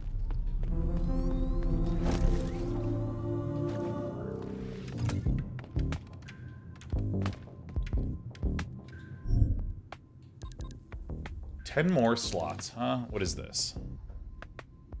Dude, I'm just buying this.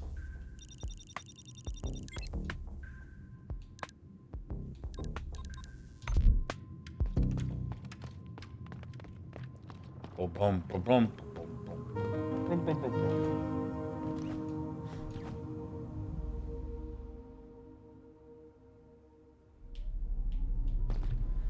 A tune. All right, do exactly what I do with my cats when they sit in my lap. All right, let's go to the modification saunter. So this is 20. This is 20. This is 5. This is 5. So I'm gonna equip this guy.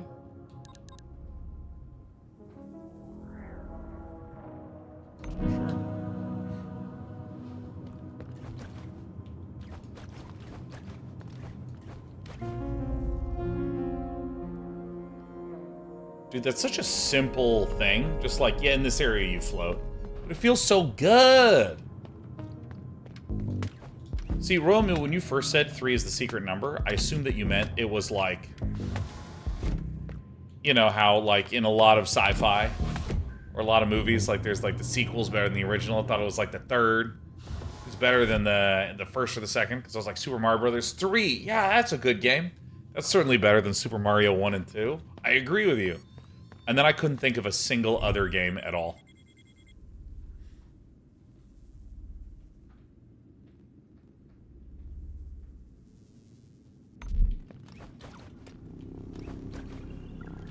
Witcher, a true but not a Nintendo game. Oh my god, I'm not looking. Oh my god, oh my god.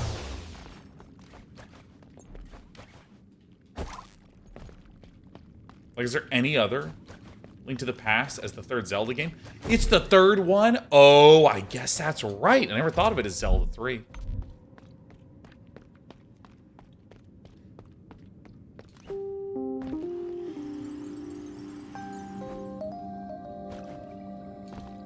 It's incredibly pleasant.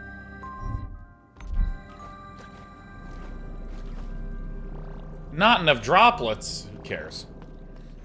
No one wants to remember Zelda 2. Was that game even good? Oh, Final Fantasy 3? Oh, it actually is wherever I am. Final Fantasy 3 sucked.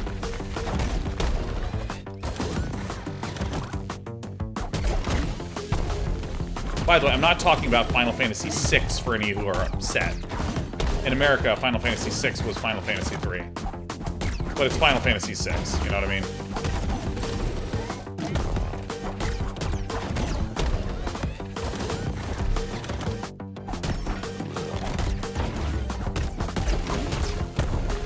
Oh, I thought it was high enough.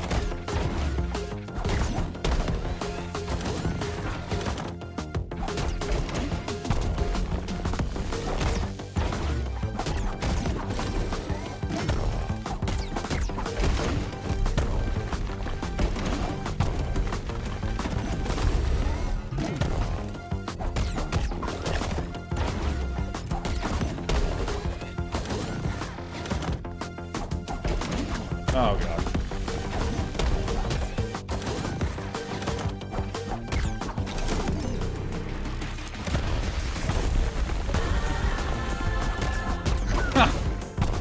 Oh, shit, I jumped.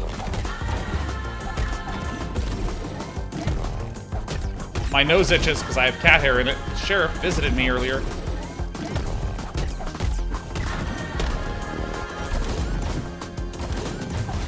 What is that? Oh my god, I have to itch it. Ah, there it is.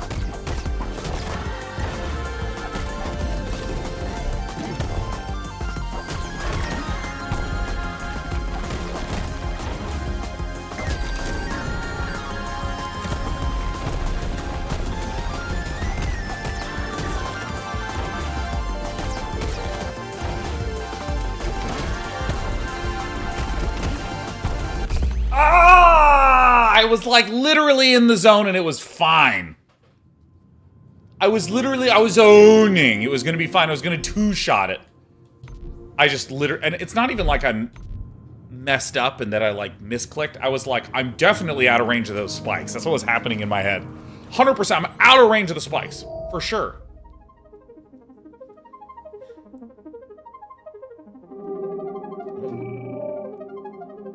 Now this is kind of interesting. Because like, okay, so I heard the following argument about Dark Souls. One of the benefits about saying, you know, because I claim that Dark Souls is a game that's about triumph.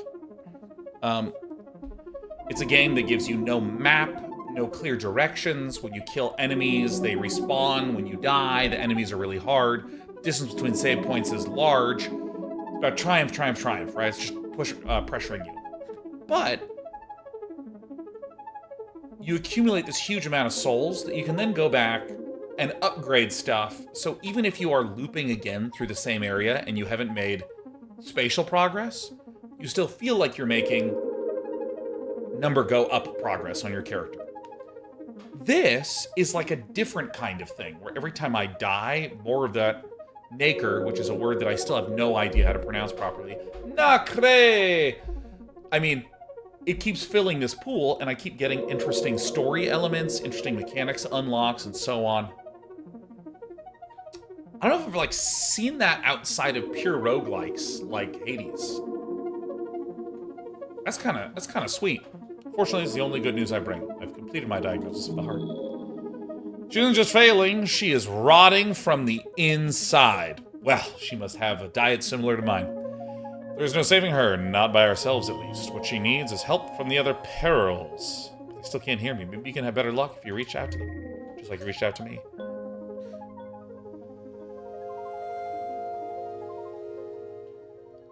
What? Handers over the vaults where she creates more pearls and more units. Don't know much about this one. She loves secrecy, but she's active. I can tell you that much. This is so cool. The blood! Blood oversees Metropolis and its inhabitants, keeping them warm and in good health. Or at least, it used to, but now, well, you'll see. The spine. The spine connects everything. It's at the center of the network and is the true master of the Nexus. I myself am but a steward of his domain. The breath. The breath handles the haven and the library. They watch over the vegetation and monitor the oxygen output. Although, as I'm sure you've noticed, plants have been escaping their control lately. I gotta get my lint roller. Like, this cat hair in my nose is just... it's itching me instead.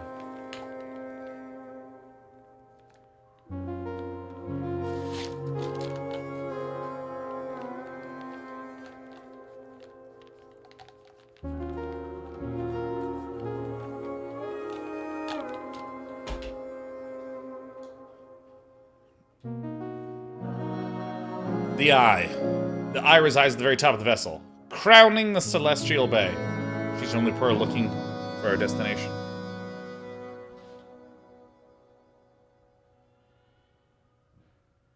Aren't there others?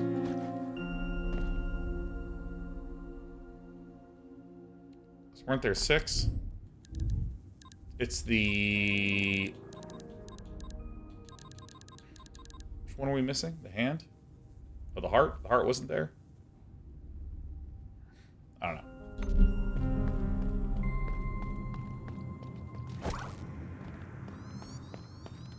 Romus, I've never thought about using a lint roller on my face. Yeah, it was a game changer.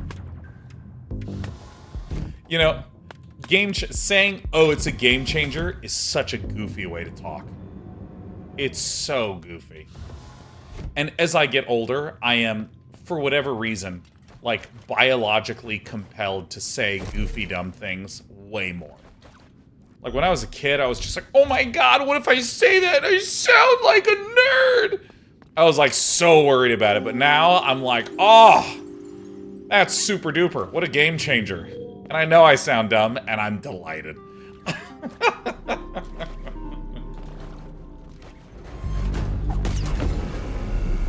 Bot shot. Nailed. Does this hit me on the way back? What? You hit me? Alright, I got that timed wrong. Whoa. Whoa. Okay, I don't think that can hit me on the way back.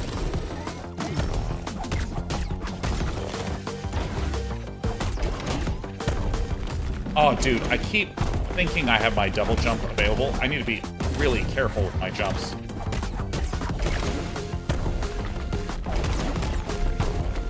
Oh.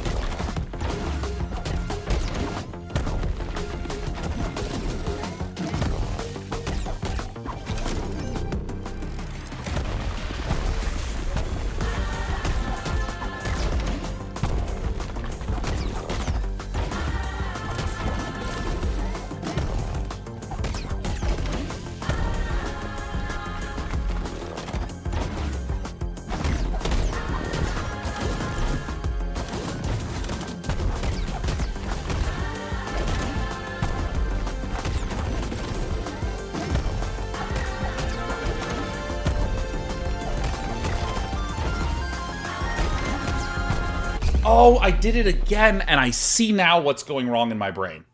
I see now. I see now.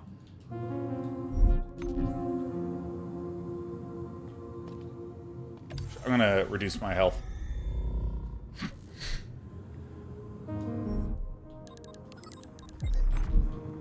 Here's what's happening.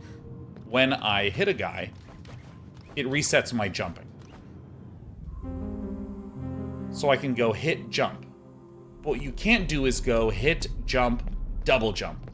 So in my brain, when I want to dodge, I go jump, double jump. And so I'll be on top of him, and I'll hit him once, but then I haven't hit the ground.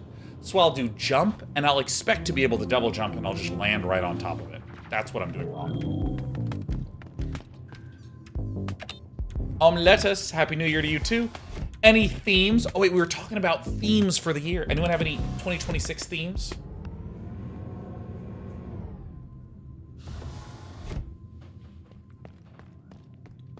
Ah, Fenberry, this is Sean.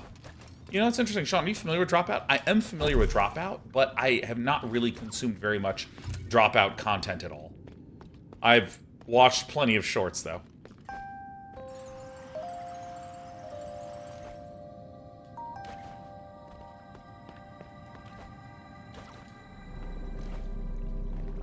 Lettuce is being intentional. Ooh, I love that. Intentional about what? And if you say, I don't know, then that's hilarious.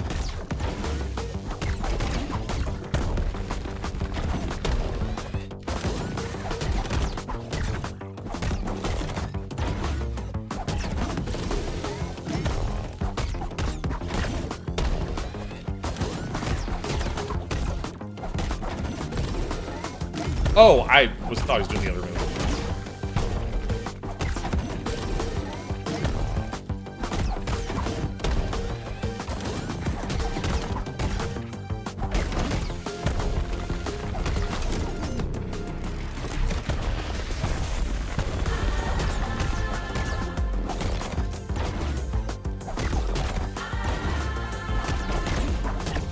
Oops, I just didn't jump.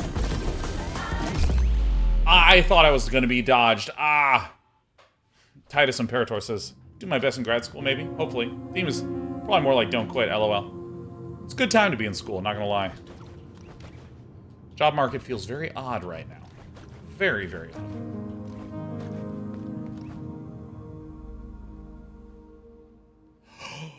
Lantern. Oh my god, can I impose a little bit? Lantern says, my theme is diversifying my entertainment sources. Always a gamer and never watched shows / movies or read books. Looking to delve into those mediums this year. Are you looking for, recommendations? Do you by any chance, are you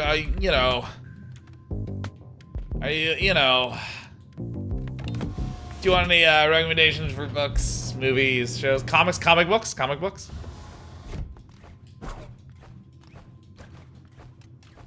Oh, I'm lettuce specifically being intentional right now with my long-distance friendships. I'm creating a schedule to stay connected. That's brilliant. I love that so much.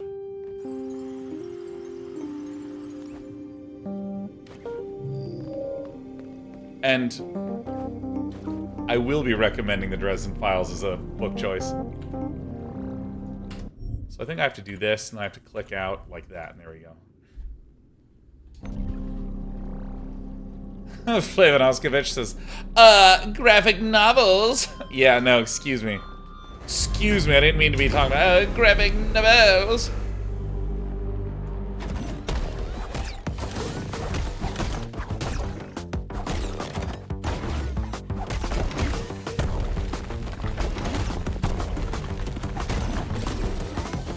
Oh, I hit the wrong button.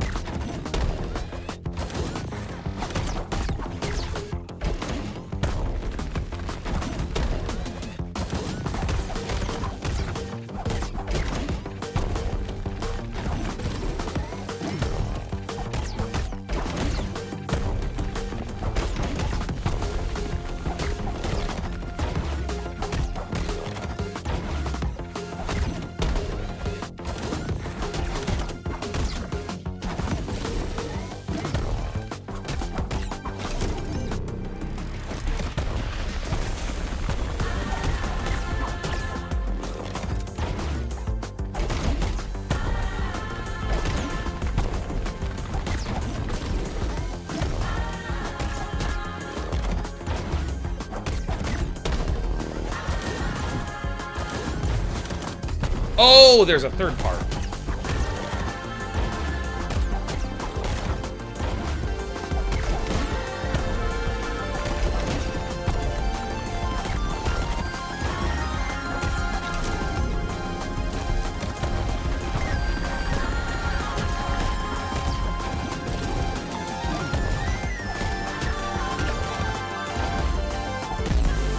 Oh!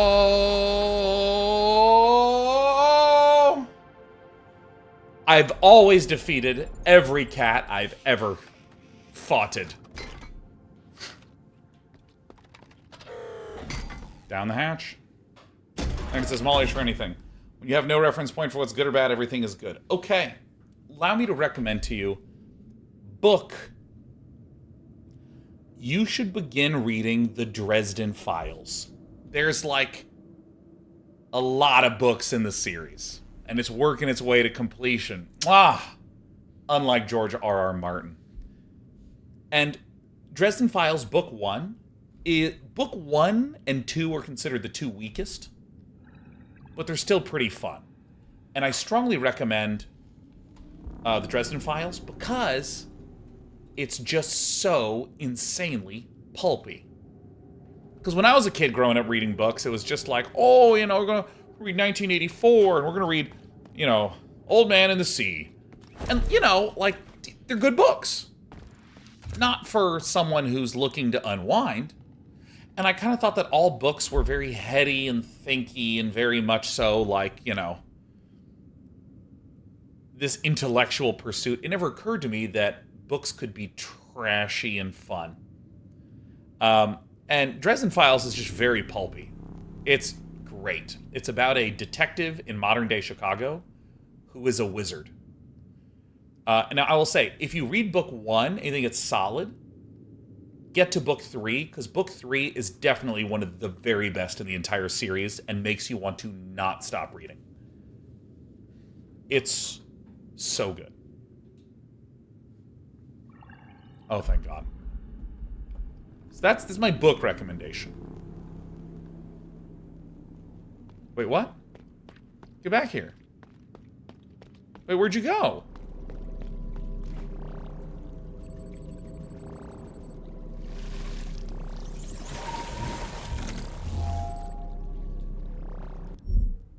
What? Huh. So that is my first recommendation. Now, if you want a television show, you must watch Avatar: The Last Airbender. It's on Netflix. It's the best TV show of all time. Every time I bring it up, everyone in chat will agree, no matter which chat it is, at what time of day. It's the greatest television series of all time. Now, Lantern, it's pretty easy to just grind through a movie. Oh yeah, Avatar: The Last Airbender, the animated one.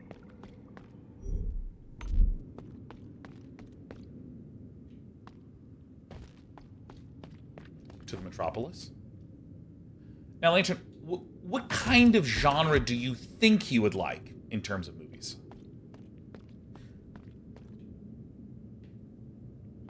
What's down here?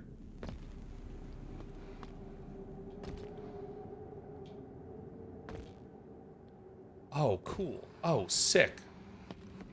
Oh, I'm slidey. Yo, what up, Aaron Hall?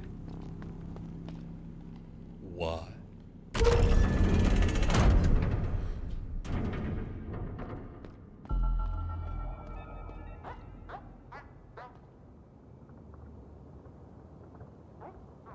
Yo, this is sick.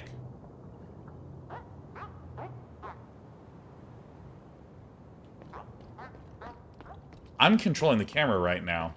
So here's the default camera. And I can move it up like this.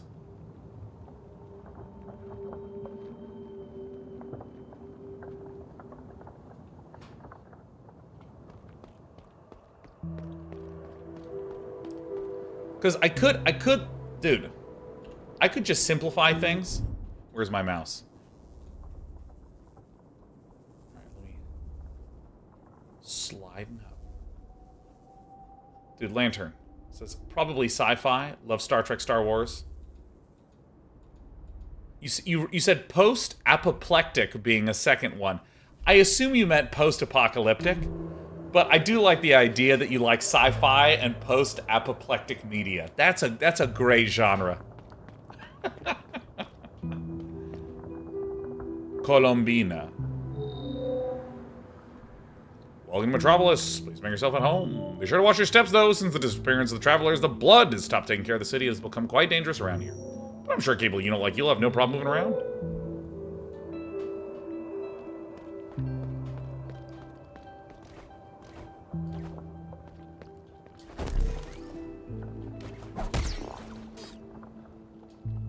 Yeah, there's something here about, like, these little flowers probably giving me the ability to, like, refresh or recharge. Now, if you want, I'm going to give you 3 science fiction recommendations. I don't know what they are yet, but I'm going to go to my list. I have a whole list, 10 out of 10. Because my favorite sci-fi movie of all time, hands down, is Aliens. Not Alien, Aliens. Hell yeah. My number 2 sci-fi movie of all time, might even be tied, is The Matrix. The original Matrix. And it's too bad they only made one Matrix movie. Now, if I have to recommend a third science fiction movie, a third one, I'm going to again recommend something that's a little pulpy, but very good. Looper.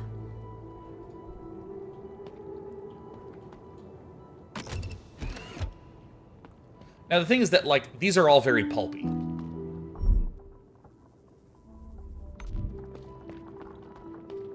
Oh, please be a save spot.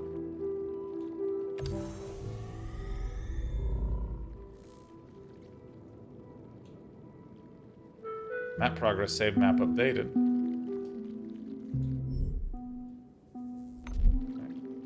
Okay. Shot Blade Runner didn't make it on there. Okay, I have a thing or two to say about Blade Runner. I need to rewatch Blade Runner. I really do.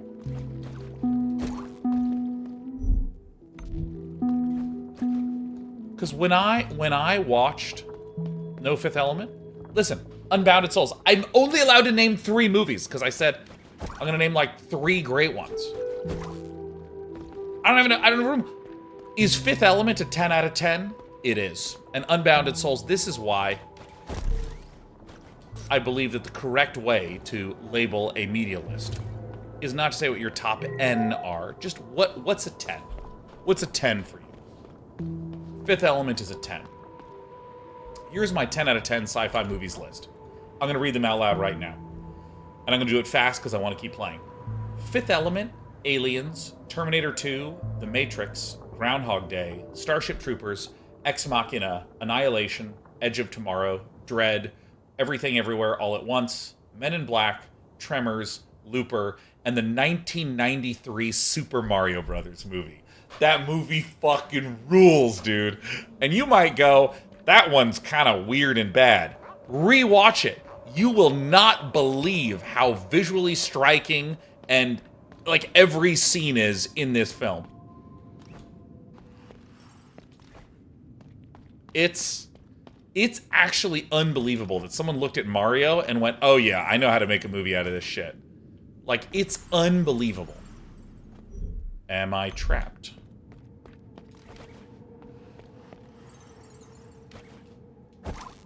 Huh. Blade Runner is a film that I need to rewatch, because remember the first time that I watched Blade Runner? I was so bored. Oh my god, I was bored out of my mind. Oh god, now, and things that, when I watched it, I sucked. I was not a cool, intellectually developed dude, okay? It's not like Sean 20 years ago got it in the same way that Sean today does. Sean at age 20, fucking loser, man. Way too high-strung. Dude, when I was that age, I thought it was weird that people would like World of Warcraft because it wasn't a skill-based game. You just play more and your hero levels up. Why would anyone want to play this? That's the guy that didn't like Blade Runner, okay?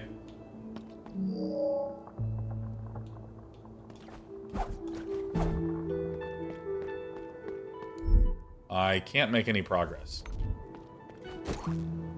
I'm clearly missing something.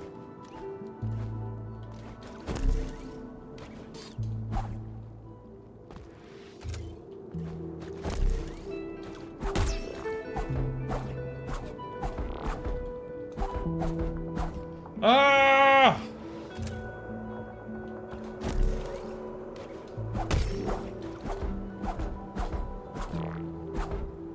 Alright, maybe I'm missing something.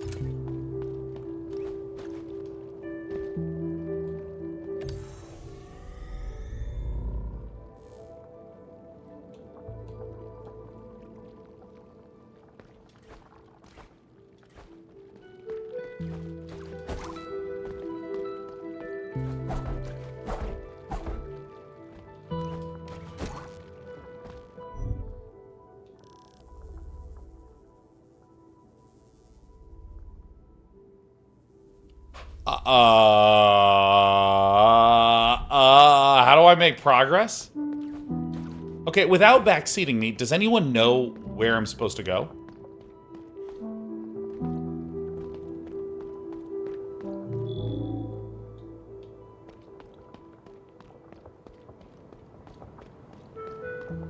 Is there just an area underneath?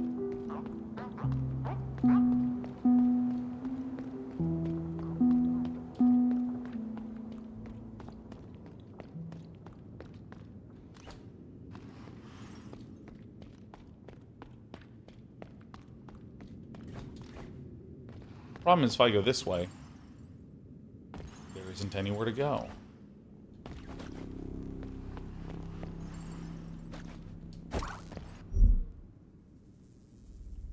You know what? Backseat me. Someone tell me where I'm supposed to go. Like...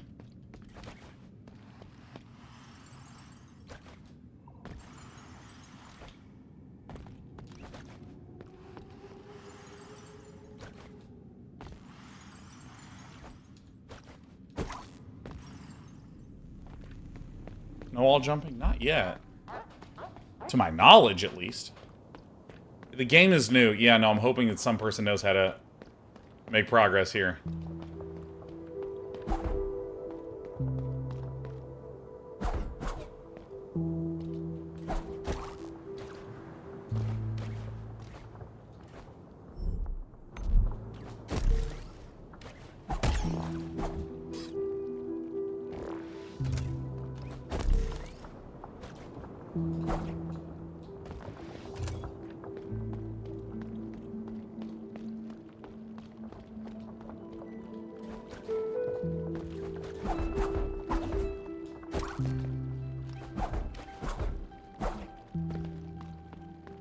Oh my god.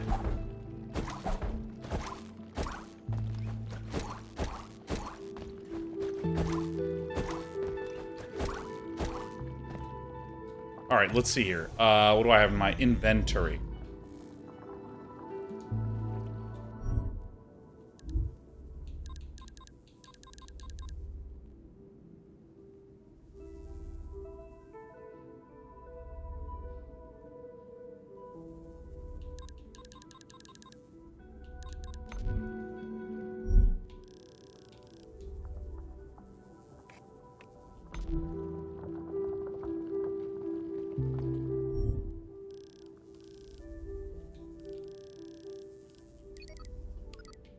Help. Oh god. Okay, so let's spend a moment doing stuff here. Wait, what? That looked like it did something different. It did not.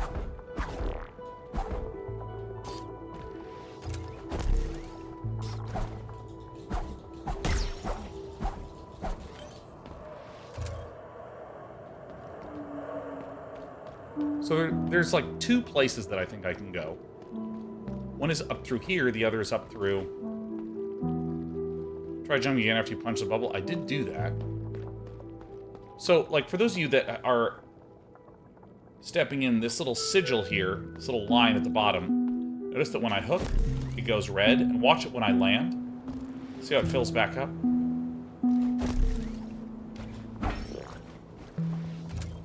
What did I do differently? Okay, what was this? So, like, what happened that time? Oh, okay, so if I hit down... Okay, I see what's happening now. Okay. On these, if you hit directly, it does reset your jump. So if I hit once, it will reset my jump. So watch this, I'm gonna try to hit left like that. And see how I get that jump up. But I have to aim down when I hit, and then it gives me extra up momentum, and it resets my jump. So here I hit down. So like the down hit is actually kind of a wide arc. You can see it there. So the side of my down hit is hitting that. And that's what's giving me the momentum to go up. And that's what was too much for my nubile brain. The joke returns! Yeah. I see. Oops, I'm out.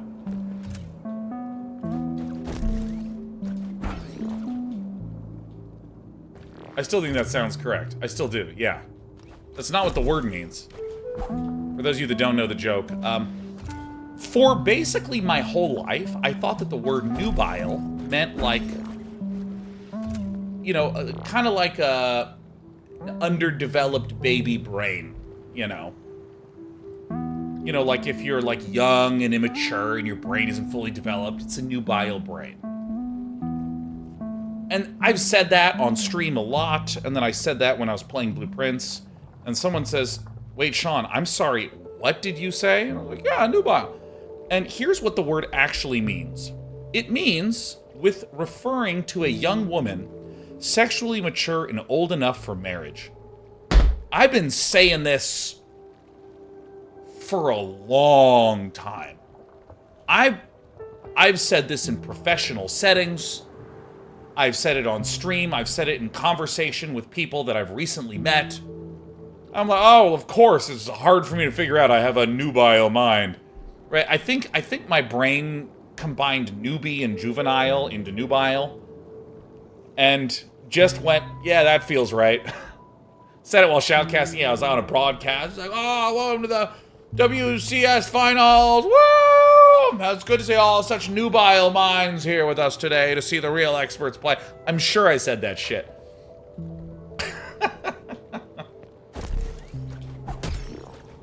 Damn. So, one of the funniest and greatest moments of my life Alright, so... how would this work? So I go like this, jump down. Oh, I see. So I need to hook up, jump, down, hit, jump, down, hit. Fuck. Or, oh, jump, down, hit, jump. Jump, down, hit, jump, hook.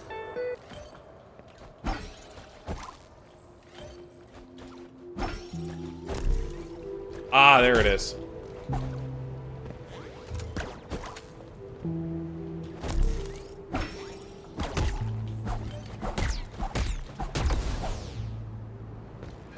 Whew.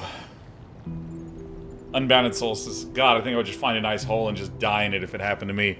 Yeah, just immediately go to therapy and be like, I didn't know the word nubile meant. Your therapist would have to, like, cover her mouth to just not laugh.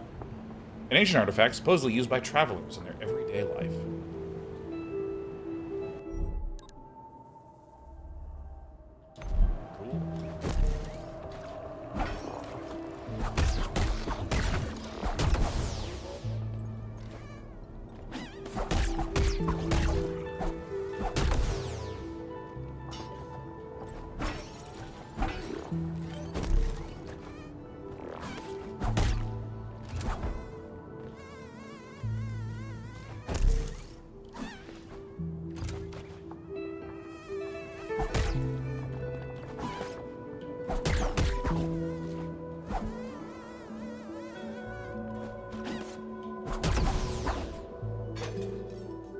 Yo, what up, Obi Winner? Good to see you, man.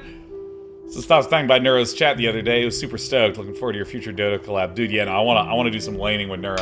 I wanna get that MMR down, dude. Look at this,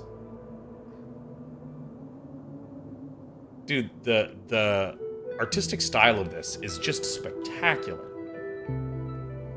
I've never even like seen a game that looks like this.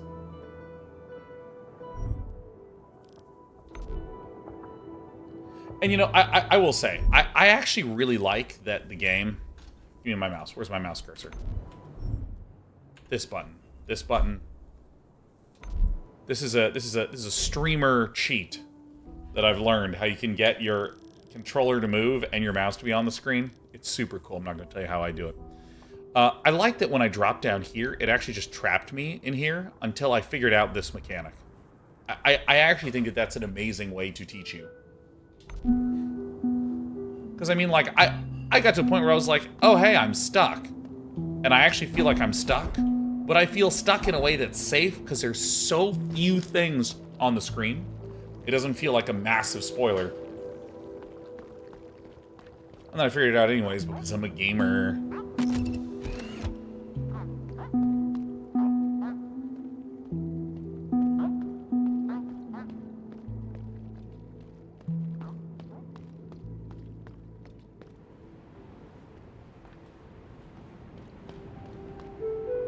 Hello? It's a dog. Hey, buddy. Erpin. Hey, guys. It's almost like the blood wants this place to age and crumble. Show some respect. After all the blood has been through, no wonder he's withdrawn. Said no one about the leader of their city. The city's infrastructure is crumbling. Well, you know... certainly have had a tough go of things.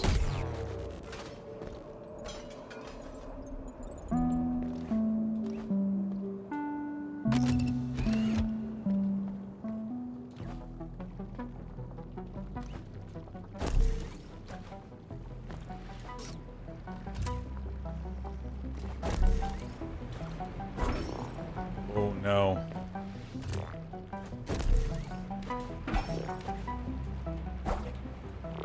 I don't think I can do this right now.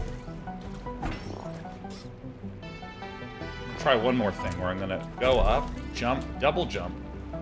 Nope, doesn't work.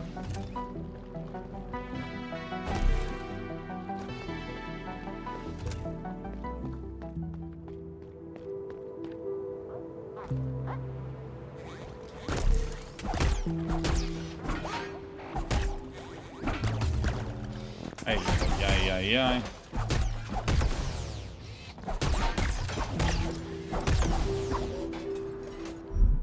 working my way back this way to open a shortcut point back to the save spot. Let me get a new ability. Ooh, what's this over here? I love that it says locked, requires old-fashioned key, and I'm pretty sure I'm supposed to look at this space over there and imagine that it's like a glass and I can't go through the glass, like where the blue ground I'm standing on meets this red over here. I assume that it's supposed to have me think it's glass, but it really looks like I can just walk here, but my character sucks about the second dimension, or the third dimension, and the second for what it's worth.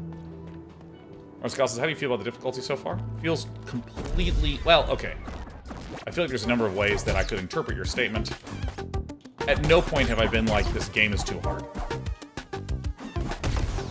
Like, I mean, I think that if you played any FromSoft game... Oh, I see. Yeah, this is just not bad at all.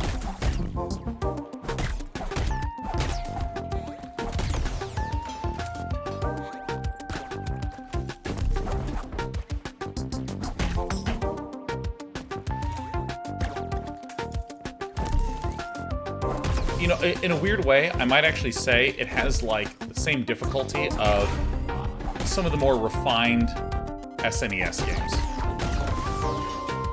Like, not...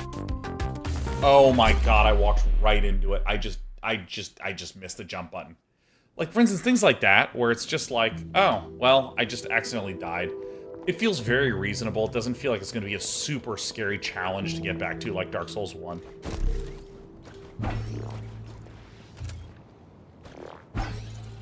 Jump, double jump, hit this. Oh. Jump, jump, this, jump. Yeah, there we go. I liked the difficulty level of, like, the PS2, SNES, PS1 era. Like, actually, PS1, PS2 in that realm.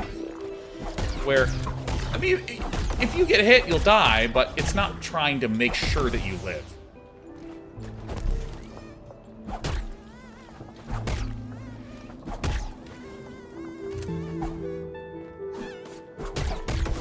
These little birds are so cute.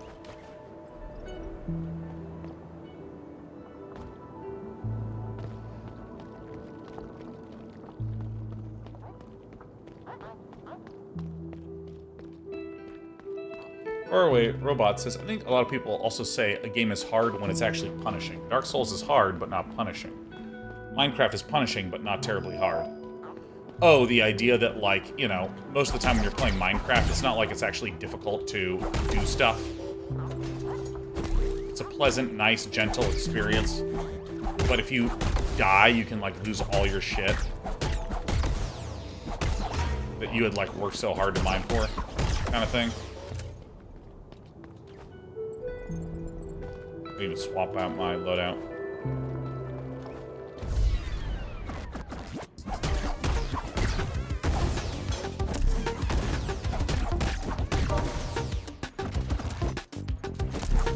Woo! Oh, oh, oh! Oh my god, you can cancel your hook.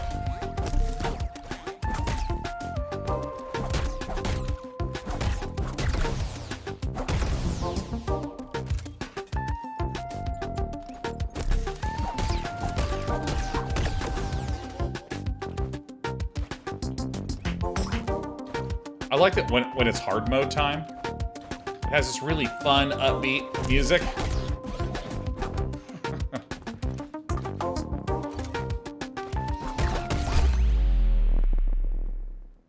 I'm gonna change my loadout. Modifier sound. Open up.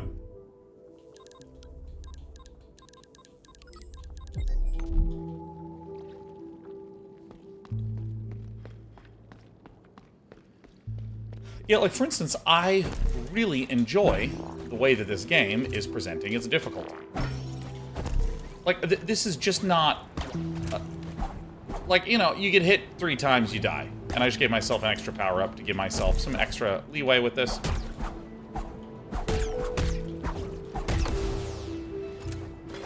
But, I mean, it's just not that hard to not get hit 3 times.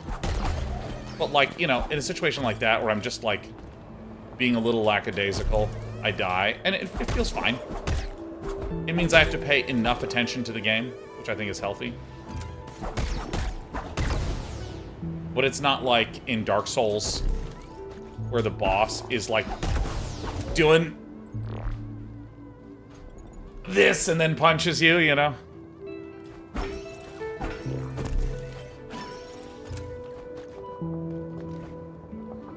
Where it feels like the game is actively trying to mess with you.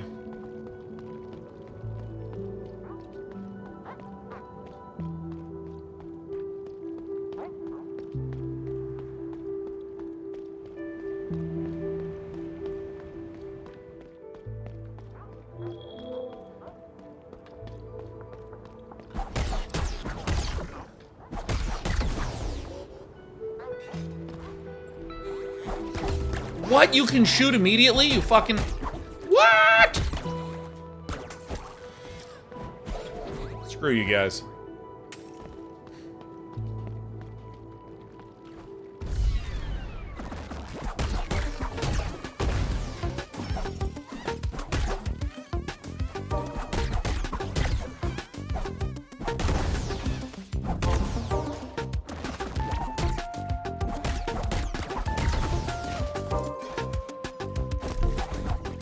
Shit, I canceled my thing again.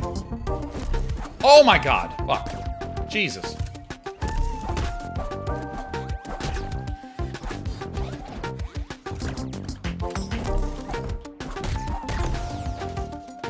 Oh my god. Like, for instance, this is not actually a wildly stressful experience. But I do need to pay attention. It's like that little moment where I, like, went through the guy. If you stand close enough to him, that bonk doesn't hit you. Alright. Bash, we're going to continue playing Blueprints. Don't you worry, my dude. The year will be dedicated largely to RTS games, and we will absolutely be sneaking in some Blueprint streams.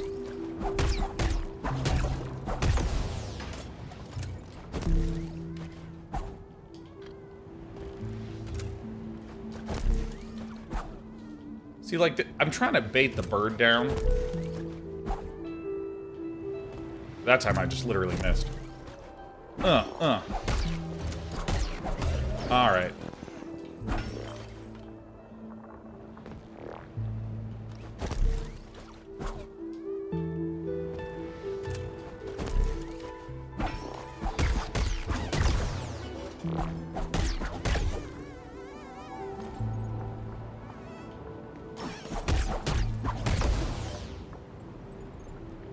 Still really hope for some brutal S2 campaign out there. One of them was played off stream. It'd be some fun to go back. Oh yeah, that's right, dude. Oh my god, I still cringe when I think about this. So, I was doing tons of StarCraft 2 content. Where, like, there was this beta that led right up to launch, and I, like, did a tournament called, like, the King of the Beta, where I saved the replays, and then that way I could do a 12-hour countdown launch party to the launch of StarCraft 2. And that was 12 hours streamed, and like right when StarCraft 2 launched at midnight is when we rewatched the replays for the King of the Beta tournament. And when that was done, I was like, cool, I'm gonna stop streaming for 2 weeks and play the single player, and then I'm gonna go back to making content. I mean, this is 2010, by the way. This was pre-Twitch. Oh my god, what am I doing? I swear to god.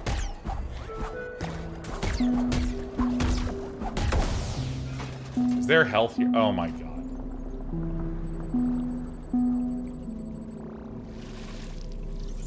It's just so funny. It's just so funny because it's like a completely different world. Like, even back then, my whole thought process and the way that a lot of people did streams is that it was live, but it was a show. What it was not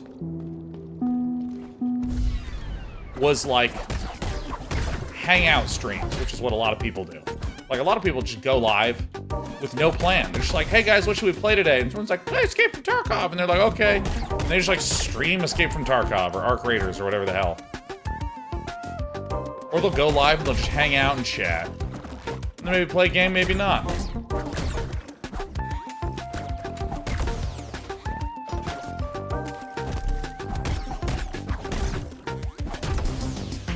Oh shit, I landed up here? Get out of here.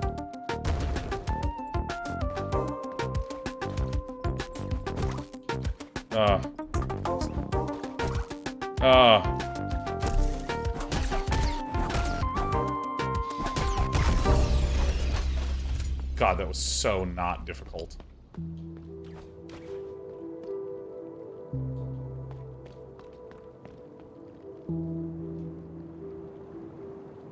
Hello?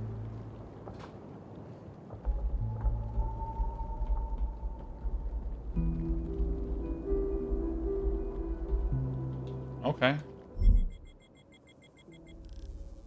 Yeah, I mean, I know I'm at the reeling point.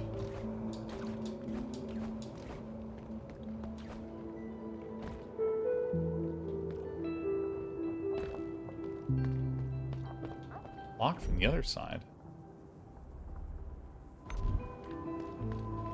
Oh, wait. I see where I frickin' am.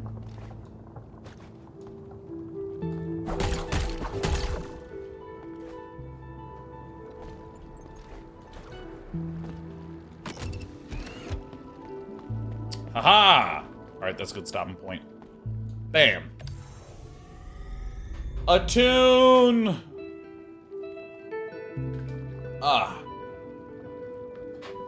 Well, let me just say, what a spectacular first 2.5-ish hours of the game.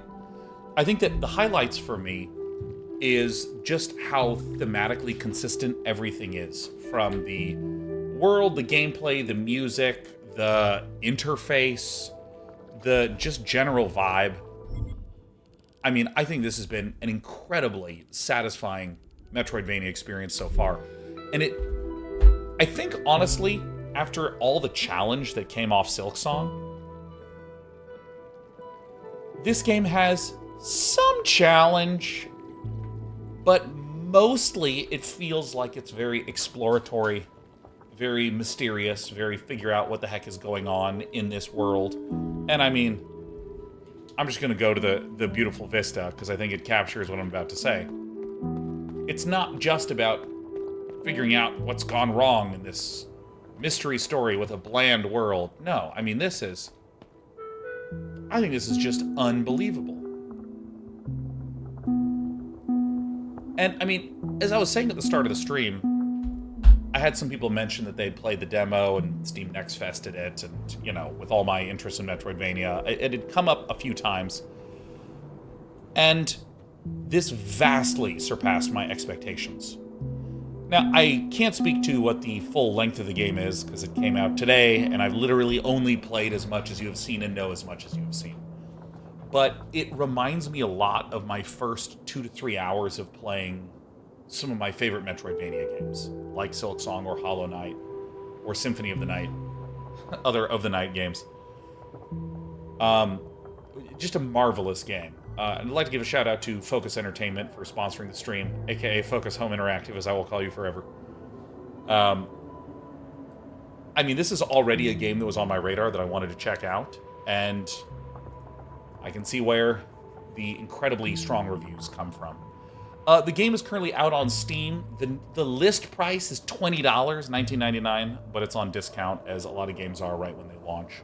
And you can feel free to check out the link in the comments below, or check out the bot just posting it on Twitch.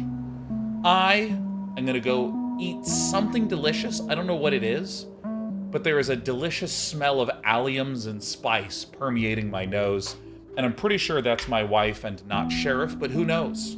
Sheriff's been learning a lot of new things lately. So with that, I'm going to be out for the remainder of the month, and in February, we're doing Monday mostly walkings, but all of our streams are going to be focused on RTS gaming for all of 2026, starting off the Command & Conquer Red Alert 2 campaigns. Lead designer is Dustin Browder. If you have any specific RTS games you'd like me to check out this year, pop in the stream, let me know. The list is ever expanding. See you all in February. Have a wonderful night.